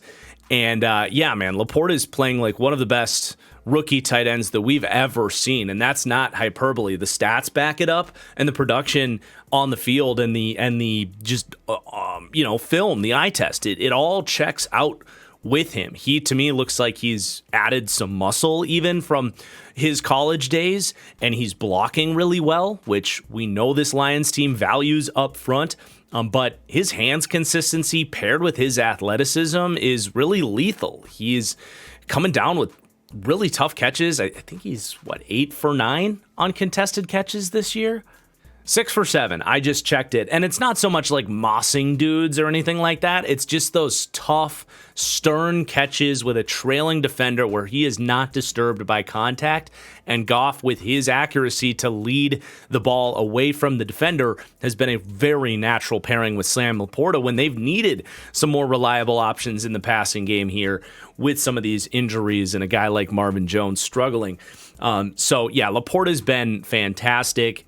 And I would just also give a tip of the cap to Dan Campbell, who throughout the course of his career has been probably the best tight ends coach I remember going back to his New Orleans days, and obviously making an impact, I would say, on the young Laporta here as well. And then Penei Sewell, man, I think he this year might be on a fast track towards entering that sort of like who's the best tackle in the NFL, not named Trent Williams conversation, if that makes sense. He just continues to get more and more refined in pass protection. You know, he was a little bit choppy and sloppy coming out of Oregon, was effective because he's so strong and athletic, but wasn't the best pass protector in the world coming out. And I'm not going to say struggled, but took his lumps early. But he's really polished now. And then what's really impressive is he can play left or right. They slid him over to left tackle weeks 2 and 3, and he was pretty much just as good. So he's just incredible. We knew this was possible for him, but it's still good to see him achieve that. And then Matt Nelson as well is extremely fascinating. Nelson was a defensive tackle that went undrafted out of Iowa in 2019, but has converted to offensive tackle. He's 6'7", has put on a good 25 pounds here to get the play strength for the position. And he got a start here this week, week 2 against Seattle, and played really well. Now, it's not against the best pass rushers there in Seattle, but in 2021, he actually was thrown into action probably much earlier than they ever would have imagined for a converted defensive tackle out of Iowa. And he definitely struggled even in 2020, in his first year, kind of active on the team. Like, those first couple years were rough, but we're now 5 years removed from this project. He's 27 years old. I'm curious, like, at this point, he does seem like he's a capable backup, potentially. But could this go even further? I don't know. I mean, having to learn the position like that is not easy. So I'm at least fascinated. Interesting storyline. He's going up 2 for his start against the Seahawks. And then Graham Glasgow as well. This was such a good pickup from Denver. And it's not a coincidence that, he's playing some of his best ball in a couple years. He's had to start at right guard and really haven't missed. They really haven't missed a beat there. With Hal Vaitai going down. So he's been really good. He's going back up. He started his career in Detroit, so welcome home. And then some other pieces on this defense. Alex Anzalone, the linebacker, like really holding on to this job in an impressive way. He's been kind of a 3-down, full-phase linebacker. He's been pretty good in run defense, pretty good, honestly, like navigating zones and showing really good eyes in coverage. He's just impressed me all around. He's always felt like a just a guy of a linebacker. But when he's got all these young guns gunning for his job, Derek Barnes and Campbell, obviously, and Malcolm Rodriguez, he's kind of really put the pedal to the metal and playing his best football of his career, and they like him. So don't sleep on Alex Anzalone. He's playing really well this year, as is Derek Barnes. They tried to replace him. They draft Jack Campbell. Malcolm Rodriguez played well last year. Barnes himself, similar to Matt Nelson, kind of making a position change, was basically a defensive end coming out of Purdue, and now in year 4 of him kind of learning the linebacker position, and now in year 3 of being a linebacker on this defense, he is playing out of his mind. I mean, he's flying to the ball. He's not missing any tackles. He's lighting dudes up. He's even been in pretty solid position in coverage. He is keeping Jack Campbell off the field. He's a much more physically talented player than a Jack Campbell. But to see the mental side of things really starting to come together for Derek Barnes, it's a luxury that I don't even think they expected to have. They have such a deep linebacker room. I'm sure Lions fans will want Jack Campbell to go up in this series too. Look, Jack Campbell was one of the highest rated rookies I had coming into the year, and he has been that big high-level impact in run defense as expected. So he is playing well. I would say he's living up to his floor as a prospect. And even Malcolm Rodriguez continues to rotate in. So, really talented linebacker room in Detroit at this point. They've come a long way from where they started. But then into the secondary, a couple of other young players really stepping up and playing well. I mean, Brian Branch, he was going to be another high floor player coming into the league no matter what. But it's been about as good, if not even better, than you could have expected. I mean, his tackling consistency and contributions in run defense. You look at this defense's ability to shut down some of these kind of Shanahan-style offenses that stress the intermediate and sideline aspects of the defense. Having a Brian Branch out there that can get to the ball and shut shit down in a hurry has been a huge reason why this Lions defense has had success in these last couple of matchups. But he's been good in coverage too. And from that slot position, you're not as worried about that 4.58 speed. He's also put on some weight, which is impressive that he's still being so good in coverage. Like, he has been outstanding. And then also Ifeatu Melifonwu, I love that they're playing him as that kind of safety / slot corner role within this defense, kind of that PJ Williams role. I did not like Ifeatu Melifonwu as an outside corner prospect, and that obviously didn't really work out here in Detroit, but I love that they didn't just give up on him. They identified, hey, he has the skill set to cover a certain part of the field.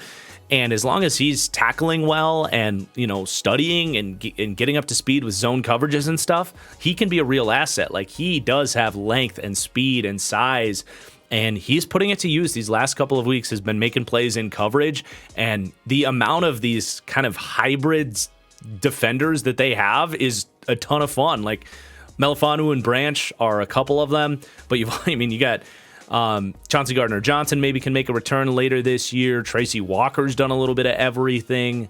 These guys have really been everywhere. So a lot of love for the Detroit Lions here, weeks 1 through 4. Then we've got the Green Bay Packers, who might have the most change here in this episode. When you have a team that is the youngest team in the NFL and they're starting a million different rookies and new pieces, you're going to learn a lot about these guys and see some ratings changes.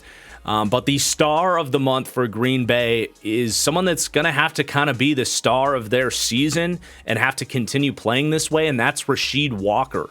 Green Bay has received the very challenging news that David Bakhtiari is not coming back this year. They don't know if he'll ever come back for Green Bay, but Rasheed Walker is a very fascinating prospect, a player that I think a lot of people were surprised he went just as late as he did in the 7th round.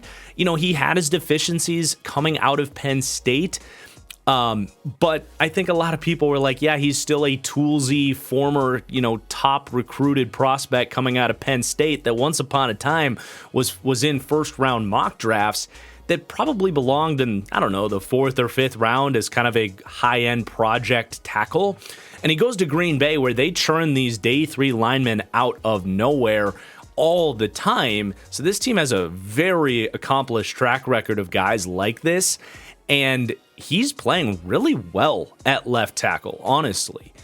So the pedigree is there. He's spent a year developing within this system, and there's plenty of reason to believe that there's something here. It's not unheard of for day 3 offensive tackles to turn into quality starters. So he's going to be a critical piece for the Packers and for Jordan Love's development here in Green Bay. But so far, so good. I think Rasheed Walker deserves star of the month credit for Green Bay. And then let's talk about Jordan Love. He's going to get a +2. I think he's played about as well as I think Packers fans hoped he would. There's been a ton of flashes, and I think the mental side of things being there is incredibly encouraging. He makes really good decisions. He doesn't put the ball in harm's way, at least from a decision-making perspective.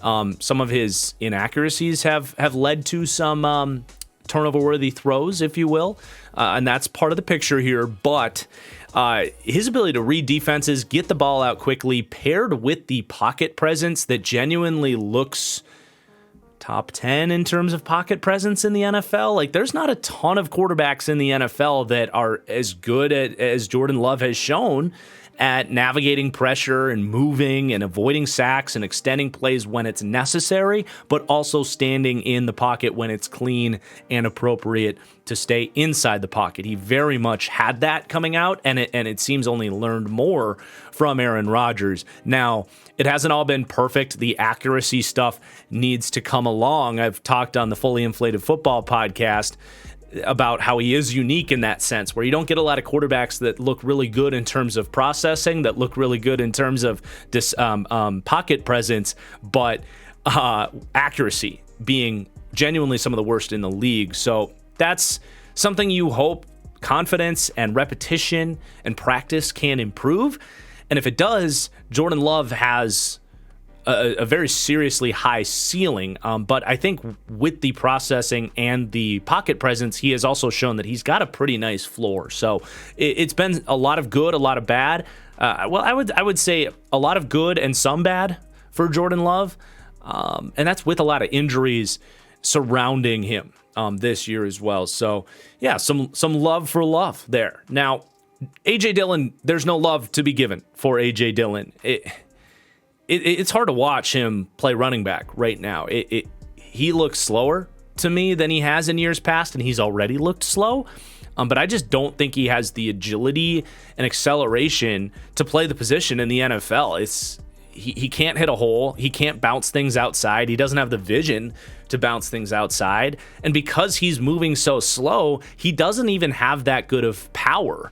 He doesn't have good contact balance. I don't remember a running back going down on ankle tackles as often as he does. He's just not good, and he's actually actively hurting this run game. And Green Bay actually kind of needs a running back in a big way right now as A.J. Dillon's battling a hamstring issue. So he's been a problem for their offense. They have had no run game to speak of for really 3 weeks now. But Romeo Doubs, Jaden Reed, Samori Toure, Dontavian Wicks, all of these young wide receivers, just to speed things up a little bit, because we got a lot of players to talk about here. These guys are all stepping up in their own right. Just a couple notes. Romeo Doubs, his hands consistency was what held him back in his rookie year on top of some injuries. Well, he's not dropping the ball, and he's continuing to catch the ball with his hands, which is a nice trait that he has. He sticks those arms out and plucks the ball with his hands.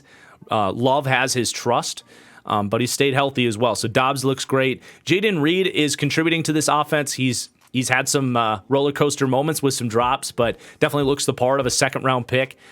They've really needed him with Watson being down for most of the season. Samori Toure has stepped up when they've called his number, as has Dontavian Wicks, who had a really nice touchdown against the Falcons, breaking a tackle over the middle of the field and taking it to the house. Luke Musgrave as well hasn't been quite as explosive and exciting as you maybe hoped for the second-round pick, but it's not that he's been bad either. He's been solid. Just a +1. He's only down there as a 69, so you still want to see more from him, but it's not like he's looking like a bust either. And then more guys on the offensive line. Zach Tom as well just continues to play at a very high level, so technically refined. He's playing faster and better in the run game this year as well. So he looks like, he's already looked like he is a steal in the 4th round for Green Bay. Many said it at the time, but he continues to prove that he can really play in the NFL, even though he is a size outlier as an undersized tackle. But let's shift our attention to the defense. Again, a lot of young players getting opportunities that we're learning about here.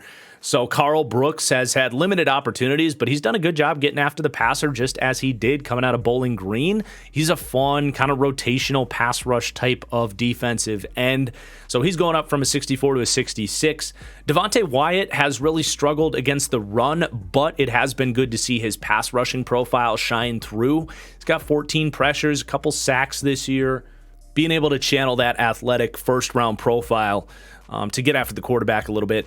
Rashawn Gary, this has been also as good as you possibly could have imagined for a Packers fan, with him coming off of that week. It was a midseason ACL tear. They kind of have been mixing him in, getting 20, 25 snaps a game. He's been the most efficient pass rusher in the NFL on a per snap basis. He has been decimating teams. He's already at 17 pressures and 4 sacks on just 59 pass rush snaps. He's simply been incredible, and I will repeat the narrative that Rashawn Gary is one of the most underrated players in the NFL, because you don't hear his name mentioned with guys like Max Crosby and Hassan Reddick and how people are talking about Aiden Hutchinson right now. That's kind of your tier 2 of pass rushers, in my opinion, at this point in time, and Gary fully belongs in that group. Preston Smith on the other side, however, not so much. I mean, he was shut down against Taylor Decker in week 4. He's really been nowhere to be found for the whole season. And, he's getting up there in age. Could he be on his way out in Green Bay? Kind of starting to feel a little bit like the whole Devontae Wyatt should be playing more than Dean Lowry situation last year. We have our criticisms of Joe Barry, to say the least. Kind of feels right now like Lucas Van Ness should be getting a few more snaps over Preston Smith based on their efficiency so far this year, and knowing Van Ness is the future of that position, get him some reps in there.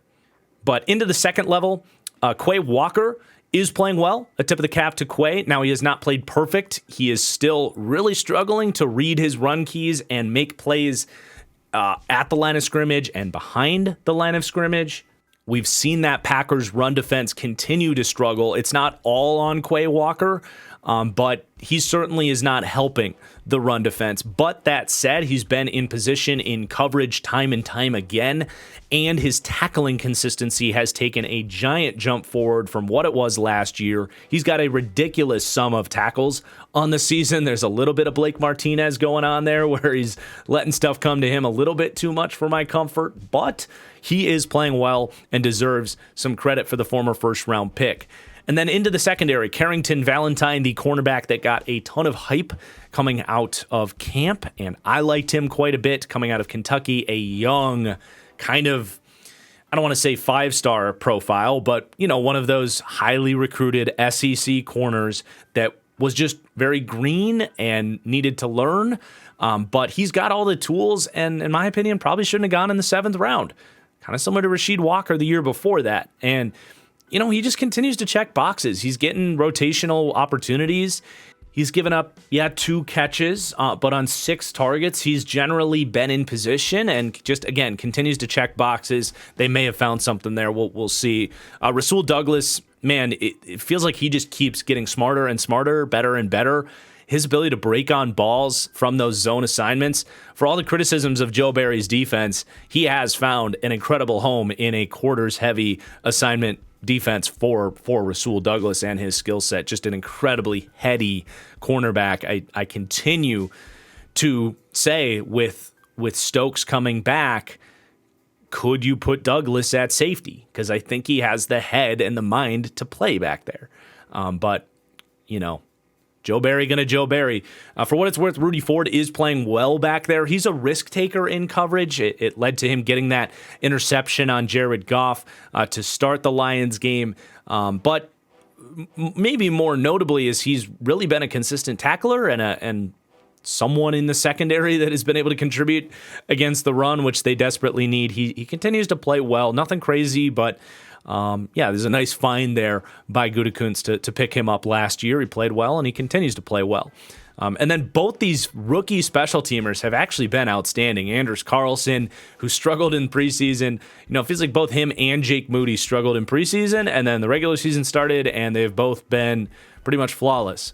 So Carlson looks really good, the rookie out of Auburn, and then Daniel Whalen, the one Irish-born punter, just player in the NFL, is also towards the top of the league in punting grades. I think he's 6th in average hang time, and they seem to have found a couple special teamers in Green Bay. And then I forgot to mention, I have some notes on John Runyon, who has really struggled, but he is also dealing with I think an ankle injury or elbow injury or something like that, kind of a minor injury. I wanted to wait to see if he can get back to his old self when healthy before dropping him, but he has been iffy this season for the Packers, not his normal self in pass protection. All right, Carolina, let's give you the good news before we get into all of the bad news.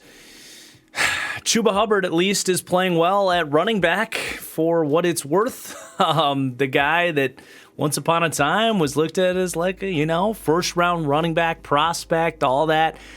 I didn't have the best final year after deciding to come back for his fourth year, and maybe isn't quite the speedy, almost Travis Etienne type of running back that maybe he was once viewed as, but he is tough. He's got good vision. He runs through arm tackles. Certainly a lot of traits that Miles Sanders doesn't have here. This has become pretty much a 50-50 split, as is evidenced by the Vikings game. He has dramatically outplayed Miles Sanders, whether you want to look at broken tackles or yards per attempt or just not fumbling the damn football. That ratings gap closing very quickly, and I will not be the least bit surprised if by next Studs and Duds, Chuba is the higher rated running back than Miles Sanders, who's still getting just a little bit of benefit from the huge season he had last year behind the best offensive line in football. So obviously Miles Sanders kind of speaks for himself there. He's going to be a part of the rest of the team getting worse. It's pretty crazy how they just can't get anything to work here offensively. I'm not going to drone on about Miles Sanders. That's pretty self-explanatory. He's been horrible. But, Bryce Young needs to come down, rated way up there as a 77. I did think he was going to be a little bit better at elevating a potentially bad offense. I knew they would have some issues. But, he's not, he hasn't been insane in play extension. He has made a couple mistakes. He's put the ball on the turf a few too many times for my comfort in those play extension situations. A couple of key fumbles that potentially cost his team the game against the Saints and the Vikings. So you can't excuse those things away. I think you can make excuses for his lack of production, though, and the difficulty of play that he's having to go through right now. If you have not watched my Bryce Young film breakdown, I encourage you to do so. But obviously, it's not just him. We've got 3 wide receivers dropping here. DJ Chark, who drops for drops, the hands not there, the separation not there. He's been bad. Likewise with Terrace Marshall, and then Jonathan Mingo as well. I mean, all these guys are struggling to get open. They're not coming down with tough catches. It's been all around bad for this wide receiving core, other than Adam Thielen, who's just been reliable, though not a great separator himself. So it's been really bad there. And then the offensive line as well. Ikem Ekwonu, I would say he's looking more like I thought he would as a rookie, where he's taking some more lumps in pass protection and is actually run blocking really well this year, whereas last year it was kind of the opposite. I don't know, man. He's still young. I felt like he always had some technique to clean up coming out. You'd rather you had seen that in year 1 than year 2. He needs to come down for it. He's had some ugly losses in pass protection that have led to some costly sacks. But likewise, I still think he can turn this thing around and become a much better staple of the offensive line for them. And then Chandler Zavala, who was Ekwonu's running mate at NC State, he is really bad. I questioned if he was ready to go right away, missed a lot of time with injury. And, I like his character. I like his physical attributes, but he can't hold up in pass protection right now. They need to find another answer. I was just very critical of them on the podcast this week for basically not going out to get something else as a veteran option at guard, knowing Austin Corbett was going to miss time, and Brady Christensen as well has been out with injuries. So Zavala's had to play earlier than you would hope, and he's been brutal in there at guard. So just a ton of guys dropping for this offense. And then defensively, actually no movement. I mean, Brian Burns and Derek Brown have been, I would say, as good as advertised. I don't think they have necessarily exceeded expectations. Brian Burns looked like he was maybe going to in the first half of week 1, and then has kind of gone back to being his sort of, I don't know if I want to say boom or bust self, but he does seem to be kind of a splash play type of edge rusher as opposed to a constant presence throughout the game, if that makes sense. Derek Brown, likewise. But other than that, the good players have been hurt. J.C. Horn, Shaq Thompson, they've had some guys out of the lineup, and the backups stepping in have been problems for them. Guys like Kamu Grugier-Hill and the backup cornerbacks, guys like C.J. Henderson. No one's really stepped up, but it's not like there's been anybody playing worse than I expected either. They just don't have a lot of depth on that defense right now, so no change for the defensive side of things, at least from a roster point of view. And now we get to talk about the LA Rams. Have been one of the surprise teams of the opening month. Going to be a lot of fun players to break down here. And a tough pick for star of the month, although not really when Puka Nacua is doing the things he's doing. Shattered the record for basically a start to a career. His production has been insane, but it's, the film, it does not lie with him. His complete package of a wide receiver skill set has been on display. He can, get off the line quick, get into his routes in a hurry. He's winning tough balls over the middle. He's been tough after the catch. He's been so reliable for Matthew Stafford. He is absolutely legit. And anyone that watched him at BYU really isn't that surprised by that. But has been, he fell in the draft because of injuries and wasn't able to go for the Senior Bowl, really. He left the first day with injuries, but, since he's got to the NFL, knock on wood, he's stayed healthy, and he is freaking awesome. What a find for the Rams there in, the 5th round, Puka Nacua.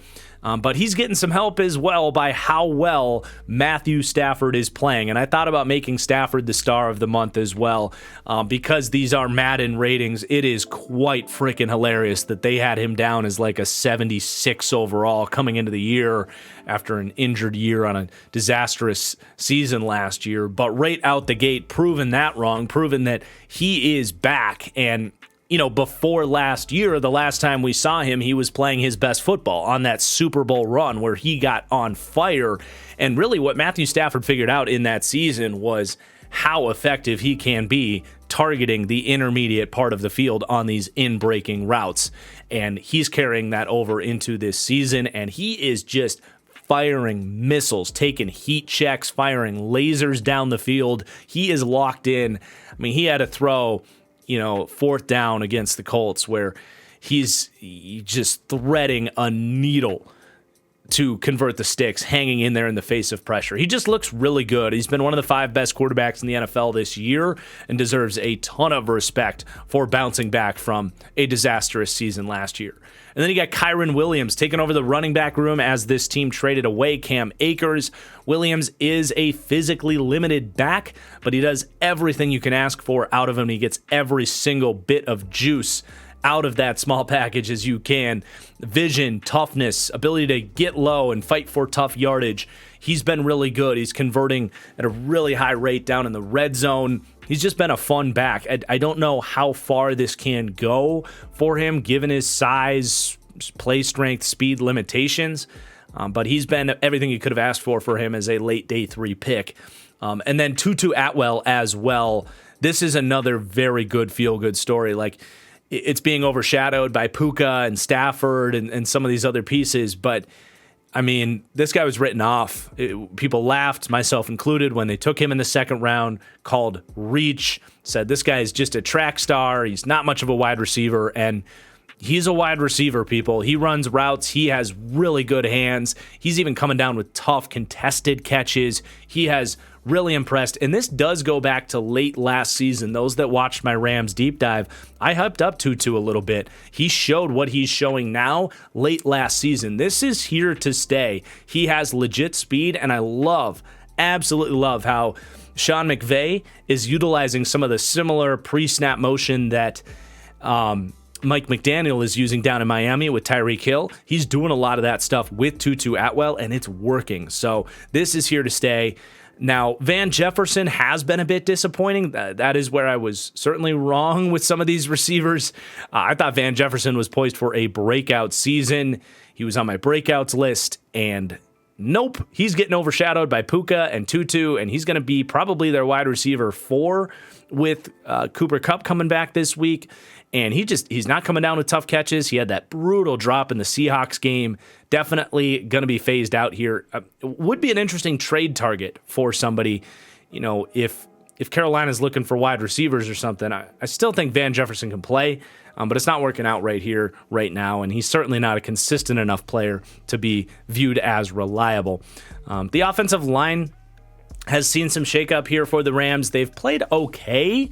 They had that one really bad game against the Bengals, and Joseph Noteboom, certainly a part of those O-line struggles. I don't fully understand this. They've been trotting out Joe Schmoes at left tackle, and those guys have been struggling. Noteboom was paid to be a potential franchise left tackle. Now they're playing him at guard, although last week they played Dotson, who they acquired from the Steelers, and he played much better than Noteboom, so maybe we see Noteboom go back out to tackle and he plays better. But yeah, it's been a disastrous season for Joseph Noteboom. He's been the definition of a turnstile and liability in pass protection. He's going to see a -5 drop. Now, if he kicks back out to tackle and has a couple of good weeks, he could get a lot of this back, but clearly he is not a guard. That much has been made very evident. Coleman Shelton at center continues to just play solid football. He's been a good contributor in the run game. Was okay for them last year. He's a decent enough center. He's going up +1 this week. Then over to the defense, Aaron Donald getting his 99 back. Felt like maybe, just maybe, he was dropping off a little bit from that definite best player in football crown. Through 4 weeks, he looks like the old Aaron Donald. There's no reason he shouldn't be a 99, even if some other guys have maybe entered the conversation for being that level, guys like Parsons and Garrett, in a way that they weren't maybe a couple of years ago when Donald was in his prime. But that doesn't change the fact that Aaron Donald is, to me, the best defensive player of all time, and he's looking like that guy yet again. Looks rejuvenated and healthy, and he is elevating this defense in the way that we know him able to do. He's doing everything you possibly could have asked of Aaron Donald, and he's helping some of these other guys play well, but don't want to just give Aaron Donald all the credit for guys like Jonah Williams and Kobe Turner playing well. These are two fascinating players, Jonah Williams and Kobe Turner, kind of undersized interior pieces. Jonah Williams plays a lot of that kind of 5-tech, 4-eye. Kobe Turner at 6'2", 290 pounds, actually playing defensive tackle for this team. They run light up front, but they get away with it. And I do think that's where Aaron Donald helps out, because he's just so good at penetrating and forcing running backs to change their angles. And then it's all about quick guys like Jonah Williams and Kobe Turner getting off their blocks and finishing a play. But in their own right, both Jonah Williams and Kobe Turner have held up surprisingly well in run defense. And in Kobe Turner's case, he's been getting after the quarterback too. He's a rookie. Jonah Williams is either year 2 or year 3. But both these guys are adequate options next to Aaron Donald. And then on top of that, they're getting Byron Young to contribute at a really impressive level. And he's intriguing because he's a 25-year-old prospect, kind of new to football, and a complete freak athlete. Ran like a 4.40, 40, legit speed, legit acceleration. Didn't have much of a pass rush package. But if Aaron Donald is teaching him some chops and some swims, and he's able to do what he's doing, he could be kind of like an early impact type of rookie here. He already has been, but he could continue to climb and be a legitimate kind of number 2-ish, number 3-ish option for this pass rush, which is something they really desperately needed looking at this roster coming into the year around Aaron Donald. And then as you get into the next levels of the defense, Ernest Jones continues to play incredibly well. He took to Bobby Wagner's mentorship really well last year where he impressed, and he's continued to be that presence. He as well is contributing to a run defense that has been better than it should be. And I think Ernest Jones' ability to get off blocks, fly to the ball, be genuinely one of the more consistent tacklers in the NFL is a big part of that. So he's a legit player. You got to know Ernest Jones' name at this point. He only is getting better. And then Darian Kendrick in the secondary, he's slow as hell. They play him in off coverage all the time and protect against his speed. It's very scheme dependent that he is only able to survive at an adequate level. But within this system, he's a smart player. He's a tough player. Continues to get starting playing time because they like his toughness. They like his zone IQ. And he's been okay back there. Likewise with Russ Yeast. Not the biggest guy, not the fastest guy, but he's made some plays in coverage. They like him. He's playing over guys like John Johnson, Quentin Lake, and he's been okay, especially in coverage. Got to clean up some of the tackling stuff, though. He's had some rough moments back there. Next up, we have the New Orleans Saints. Been a bit of an up and down month for the Saints, but the star of the month, a difficult choice. I'm going to give it to Demario Davis, the ageless wonder, approaching 34 years old, has yet to miss a tackle this year, is mauling dudes against the run, has been in position in coverage. This guy's just amazing. He just keeps it up. Every time it looks like maybe for a week or two, he might be having a down week, might be slowing down. Nope, he back. He is one of the best linebackers in the NFL, and this month has been a quick reminder of that. But let's talk about the offense a little bit that has definitely been underwhelming. Now, those that listen to my Derek Carr analysis coming into the year, maybe a little bit less surprised to see him looking more and more like a backup caliber quarterback every single time he gets trotted out there. I still see that same timid, scared quarterback that was playing for the Raiders last year. Last year was his worst graded season since his rookie year, and this year grading out even more poorly than that. I understand last week he played injured, but he actually probably played better injured last week than he had in the 3 weeks before that. He just is not a plus quarterback anymore. He can't feel the rush. He's too eager to take checkdowns way too often. He's missing more throws than he ever has. And this quarterback contract, this decision to bring in Derek Carr, looks more and more questionable by the week. Now, Rashid Shaheed, on the other hand, continues to impress. I wish they would give him more targets, make him a bigger part of the offense, because every single time they call his number, he seems to make plays. I'm just so fascinated by this story out of Weber State. This guy's clearly a superior athlete. His speed is legit. He catches the ball when the ball is thrown his way. He's returning punts for touchdowns. I feel like they could do more creative things to open the offense up with him, and they're not necessarily doing it. But one player as well not stepping up is Juwan Johnson. Had a lot of hype in camp, played well last year, but just not converting his looks and not earning a lot of looks, not separating. And, he's a interesting player where he was a converted, undrafted wide receiver, turned tight end, looked like he was trending up. At least some pump the brakes right now to start the season. But then we look at this defense, and a lot of guys have really stepped up for this unit in an impressive way. In the front four, a bunch of these kind of honestly no-name players for a lot of people. Now, Saints fans and those that have paid attention definitely know who Carl Granderson is. He's played so well as an undrafted free agent coming out of Wyoming. You know, he's kind of in a lot of ways been I can't say what they hoped Marcus Davenport would have been, but he's certainly been more durable and reliable than Davenport has been even before this year, before they let Davenport go. And then this year, off to a really hot start, earns a big contract extension, getting after the quarterback in the first couple of weeks. better than he ever really has. He's always been a great run defender off the edge with his size and tenacity. But I will say, since he got that contract, he's kind of disappeared from a pass rush perspective. We'll continue to monitor it. Obviously, they're hoping with the money they paid him that he can at least give them, 40 pressures, 6-7 sacks, and be a dominant run defender. On top of that, he's going to have to pick it back up if he's going to finish with that type of pass rush production. On the interior defensive line, a lot of these moves they made have showed some early returns. Brian Brzee, the last 3 weeks, has looked awesome, along with Malcolm Roach, a player I've liked for a while now, getting some more opportunities here.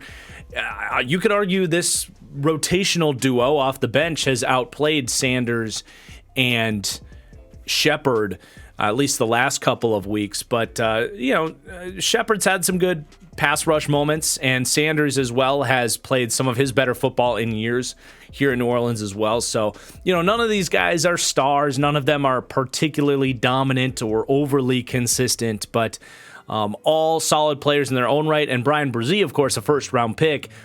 To see him getting off blocks in the run game and getting some pressures, he looks the part.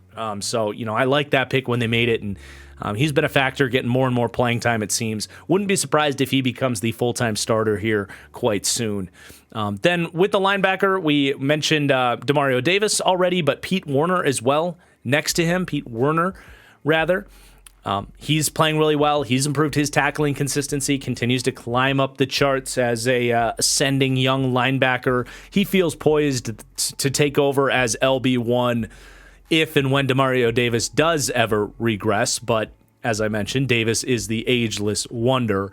And then some of these young players in the secondary, although Isaac Yiadom, not necessarily young in terms of age, he's young in terms of NFL playing time. He's bounced around and just has not found a home. But in a man-heavy system at age 27 now, he's playing incredibly well for the Saints. I liked him coming out of Boston College. I felt like he had the traits to make it in the NFL. If he's figured some things out mentally and found a good home schematically in New Orleans, there could be something there. We'll see, though. Obviously, these journeymen can just have flash-in-the-pan weeks as well. And then Alontae Taylor as well. He's not exactly grading out particularly well because he's seeing a lot of targets, considering Marshawn Lattimore continues to play extremely well here. But to me, Alontae Taylor looks the part. And even if he's giving up, completions on well-run routes and tough assignments and well-thrown balls, I still see a lot of good snaps from Alontae Taylor. His physicality, his speed, his stickiness in coverage is pretty damn good. It's not like he's a superstar or anything, but even if he's getting targeted a lot, I would say he's holding his own. And I think over time, he's going to be just fine and turn into a pretty damn solid number 2 corner for the Saints, if not more. I mean, he's a young player that was a little bit more raw coming out and has incredible physical tools with his length, size, and speed. Okay, I lied. I said the Packers had the most change this week. It's the Seahawks, who have a million different players playing from a million different angles, and most of them are playing pretty well and are going to get just minor tweaks and changes here. So let's get into it. The star of the month is Kenneth Walker, taking over the run game here. Not that Zach Charbonnet is playing poorly. I mean, Charbonnet has been getting in the lineup and playing well. He gets a +1 this week too. But man, Kenneth Walker is just so good at making defenders miss, even if he's a little bit bounce happy in terms of his vision and decision making as a runner. It pays off for him more often than it doesn't, because he's got so much juice to win the edge, and he's good at making those, slot corners and weak side linebackers and safeties miss, and turning them into explosive runs. He's also, though, running between the tackles pretty well. He's just been all around so good as a runner. Has really impressed me. He is the star of the month. Okay, deep breath. Here we go. Geno Smith going up 1. The way I keep describing Geno Smith is he just keeps coming. He just keeps showing that he can make good reads. Even when he has a mistake, he bounces right back with all of his traits as a quarterback. He's not a fluke. He's here to stay, and he's playing really well yet again this season. We mentioned Zach Charbonnet. The power he's bringing to the table is the perfect complement to Kenneth Walker, bringing the thunder out of the backfield. One player here on the offense is going to go down, though, and that is Jackson Smith-Njigba. I just tweeted this out, but I'm feeling pretty good about pushing back against the sort of JSN consensus wide receiver one, I guess, narrative. I would say 90+% of the people I saw out there had JSN as like the clear-cut wide receiver one, and I'm like, I don't know, he hasn't played in a year, he's not very fast, he's a slot-only wide receiver.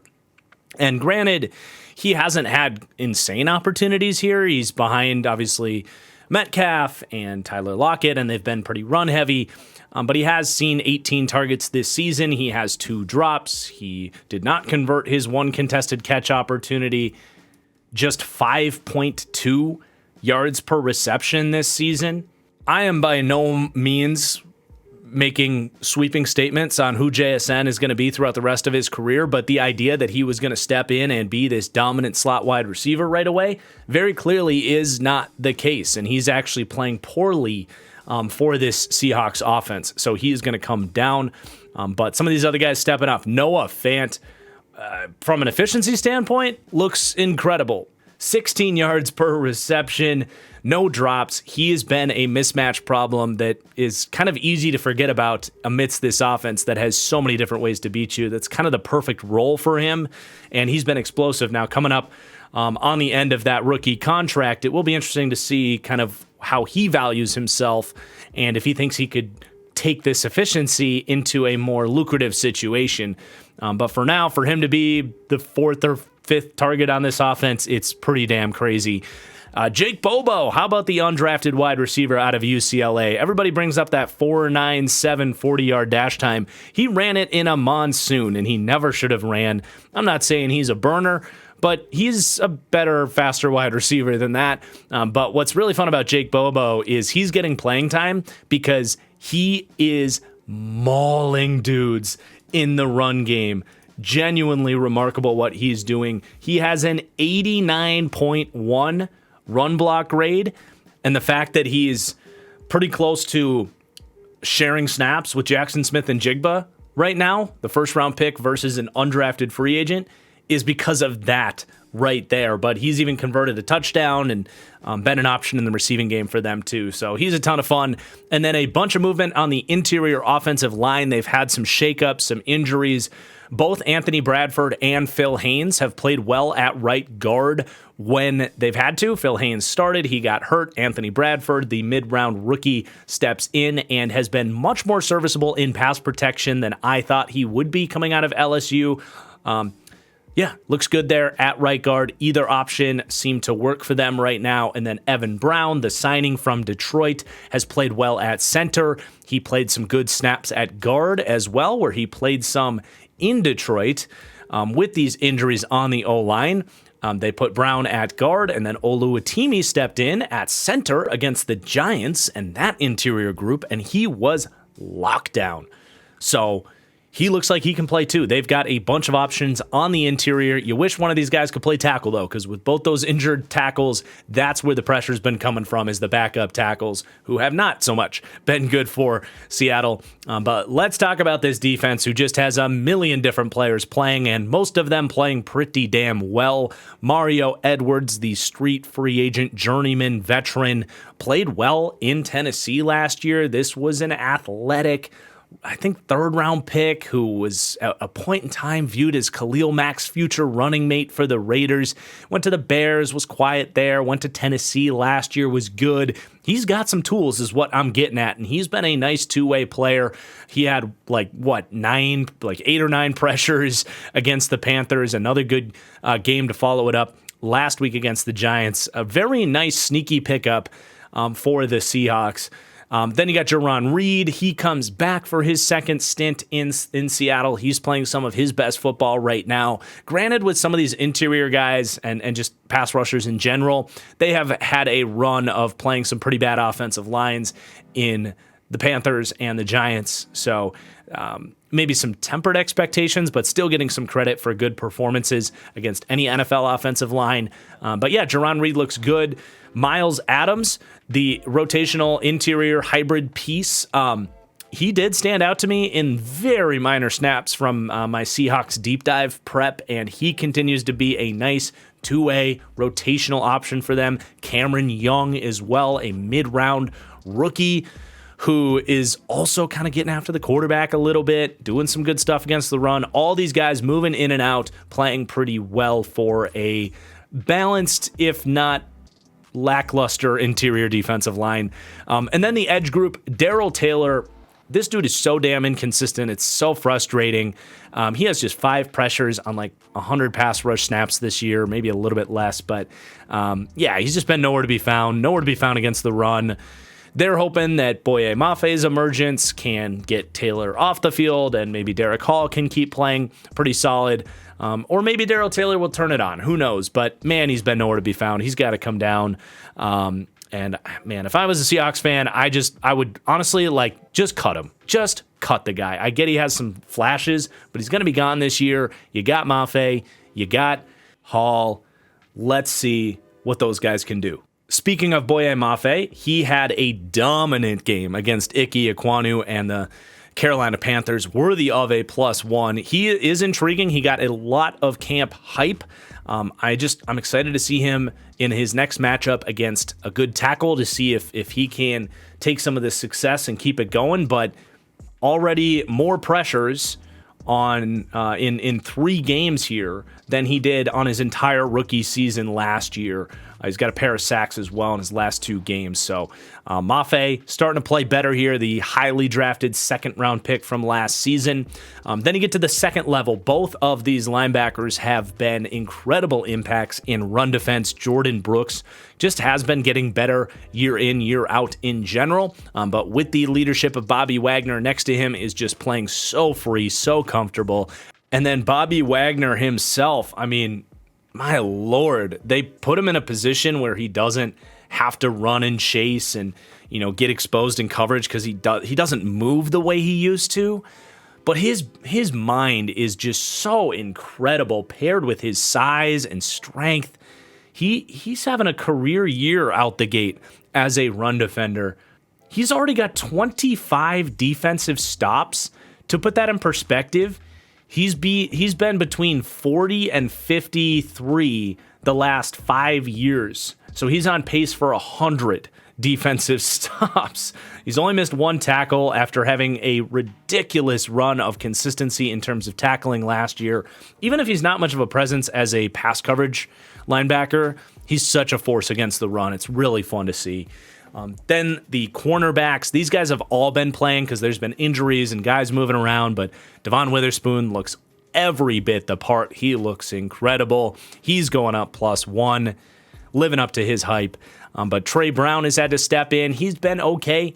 I like Trey Brown coming out of Oklahoma.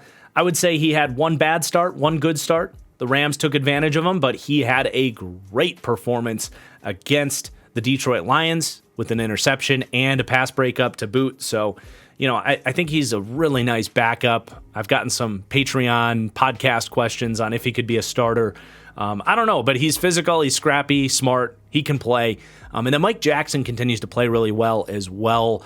Not the most physically gifted corner or anything like that, but he's reliable. He's super physical against the run. He's got the size to contest some balls. He's a nice player as a CB 2 or 3, whatever they need from him any given week. And then the kicker is struggling. Jason Myers, he's going to come down. He is known for being very year to year. So that could be something to keep an eye on for the Seahawks if Jason Myers is in his head a little bit. And now we wrap up with the Minnesota Vikings. Star of the month for them is going to be Josh Metellus.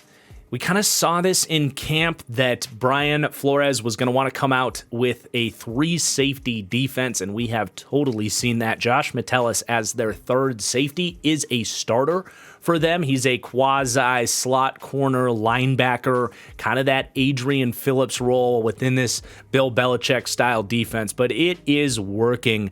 He's been a great 2-way defender, against the run, we really never had any questions that he would be a good player coming out of Michigan, but his instincts in coverage have shown up. He's been in position, not really getting beat too bad, even if he isn't the fastest player in the world, but he's a pretty good athlete, given he's one of these bigger kind of strong safety types. He's not oversized, though. Like, he has plenty of speed and range in coverage. Like, I think he's a much more athletic version of what Brian Flores was obsessed with in Miami in Brandon Jones out of Texas. So he's a real player. He wears the captain's badge. He's a full-time starter and a force for this defense that has had some good moments this year, for what it's worth. Let's stick with the defense while we're on that topic, because they've had some good performers and they've had some bad performers. One of the bad performers is Dean Lowry, who is just washed, man. He can't get off a block. He can't rush the passer. He will miss tackles if he does get off a block, and he gets driven back against the run. The 71 grade that he's living on here is on the pedigree of previous seasons, and he's only 29 years old. Maybe he can bounce back, but this signing really reeks, and Jonathan Bullard here is now encroaching on his snap count of Dean Lowry and is actually playing significantly better. Bullard has actually been felt against the run and has made some really critical stops for the defense in short yardage situation. He's a nice kind of 4-eye piece for that defensive line. Someone I think benefiting from kind of playing that Zach Sealer role in this defense where, yeah, he might be considered a bit of a tweener, but in the right role, he can really produce a nice impact on the defense. So Bullard at 29 years old himself is having a bit of a career year as a run defender. Now on the edge, Patrick Jones. I'm not going to say they had expectations for him to step up this year, but he definitely had an added opportunity here with Zadarius Smith leaving and with Davenport missing some time. He's been horrible. He's been arguably the least efficient pass rusher in all of the NFL. He's also been a liability against the run. He showed some flashes to me last year. I was curious to see what Patrick Jones was going to do this year. Right now, it ain't much. In fact, he's hurting this team. So he's got to turn things around or he's going to fall by the wayside pretty quickly. Both these linebackers are flying around and have actually been really fun within this system. This has been a very pleasant surprise for the Vikings after they let Kendricks go. They were counting on Brian Asamoah to take this job. He hasn't been able to do that. I think he's been hurt, unfortunately, and I think this might be a case of an injury setting a guy's career back because Jordan Hicks is playing great. He's always been a very aggressive run defender, and they allow him to play that way in this system. And then Avon Pace as well is the definition of aggressiveness, and he's been flying around, getting off blocks, making a ton of plays against the run. We all kind of knew Avon Pace never should have gone undrafted. He was probably everybody's like, oh my God, that's the perfect fit undrafted free agent, and he comes out as a starter week 1. Like, I thought Pace was a 4th round prospect, and he's played above that level. He's basically just been as good as advertised, and especially as a pass rusher. Like, he has been flying after the quarterback, but he can move in coverage. That was something I liked about him at Cincinnati, and he's even been a more consistent tackler than he was at Cincinnati. So he's been really impressive. I'm curious to see what is the ceiling for an Avon Pace, who has some very unique skill sets. He's a good athlete. He's just undersized. Good for Avon Pace. Definitely thought about him as the star of the month as well, but I just think Josh Metellus has been really fun in his own right. And then some of these other secondary players are playing well in this system. Caleb Evans, I will admit I was surprised that his PFF grade was in the 70s because that Eagles game was one of the worst cornerback performances on the season where I don't really know what he was looking at.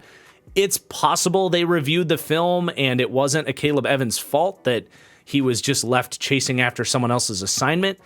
Watching the game live on Thursday Night Football, it didn't feel that way.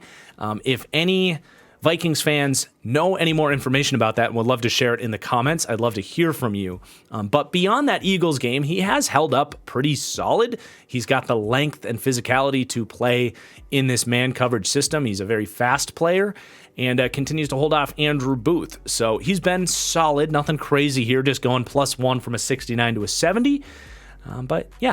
Then safety Cameron Bynum, also holding off former first-round pick Lewis Seen. as one of their 2 deep safeties there, but for good reason. Bynum's been awesome, and it makes sense in a system that wants to run a lot of cover 1. He has the range to play free safety, but he was a cornerback in college. So if they want to put him down in the box, play slot corner, do some of that stuff, he's got that skill set. He's a nice piece, and he's really evolved his game as a safety now in year 3, where he can get off blocks and be a consistent tackler, converting from corner to safety. He's much more comfortable back there. So I've always felt like teams should try this more often with guys like Cam Bynum, and he's been a success story for the Vikes. Now let's talk about the offense a little bit. Nothing crazy going on here. Alexander Mattison has got to come down. There's just no explosiveness there for him. He's putting the ball on the turf. It's just, everybody that's watched the Vikings knows Alexander Mattison has been a disappointment in a season that it felt like this was going to be his backfield and he was going to be a pretty solid option for them. He's been one of the worst running backs in the NFL. KJ Osborne as well. He's not taking to the contest of Jordan Addison coming in here all that well. He's had drops and has had a hard time being a part of this offense. He's still their wide receiver 2 by snap count, but I don't think that's going to last very long. And then you got Josh Oliver. He's actually been a very pleasant surprise for the Vikings. Or at least from the outside looking in. They obviously had big expectations for him. They gave him a notable $6 million a year contract. He's their second highest rated offensive player right now, and he's continued to show that he is a badass of a run blocker.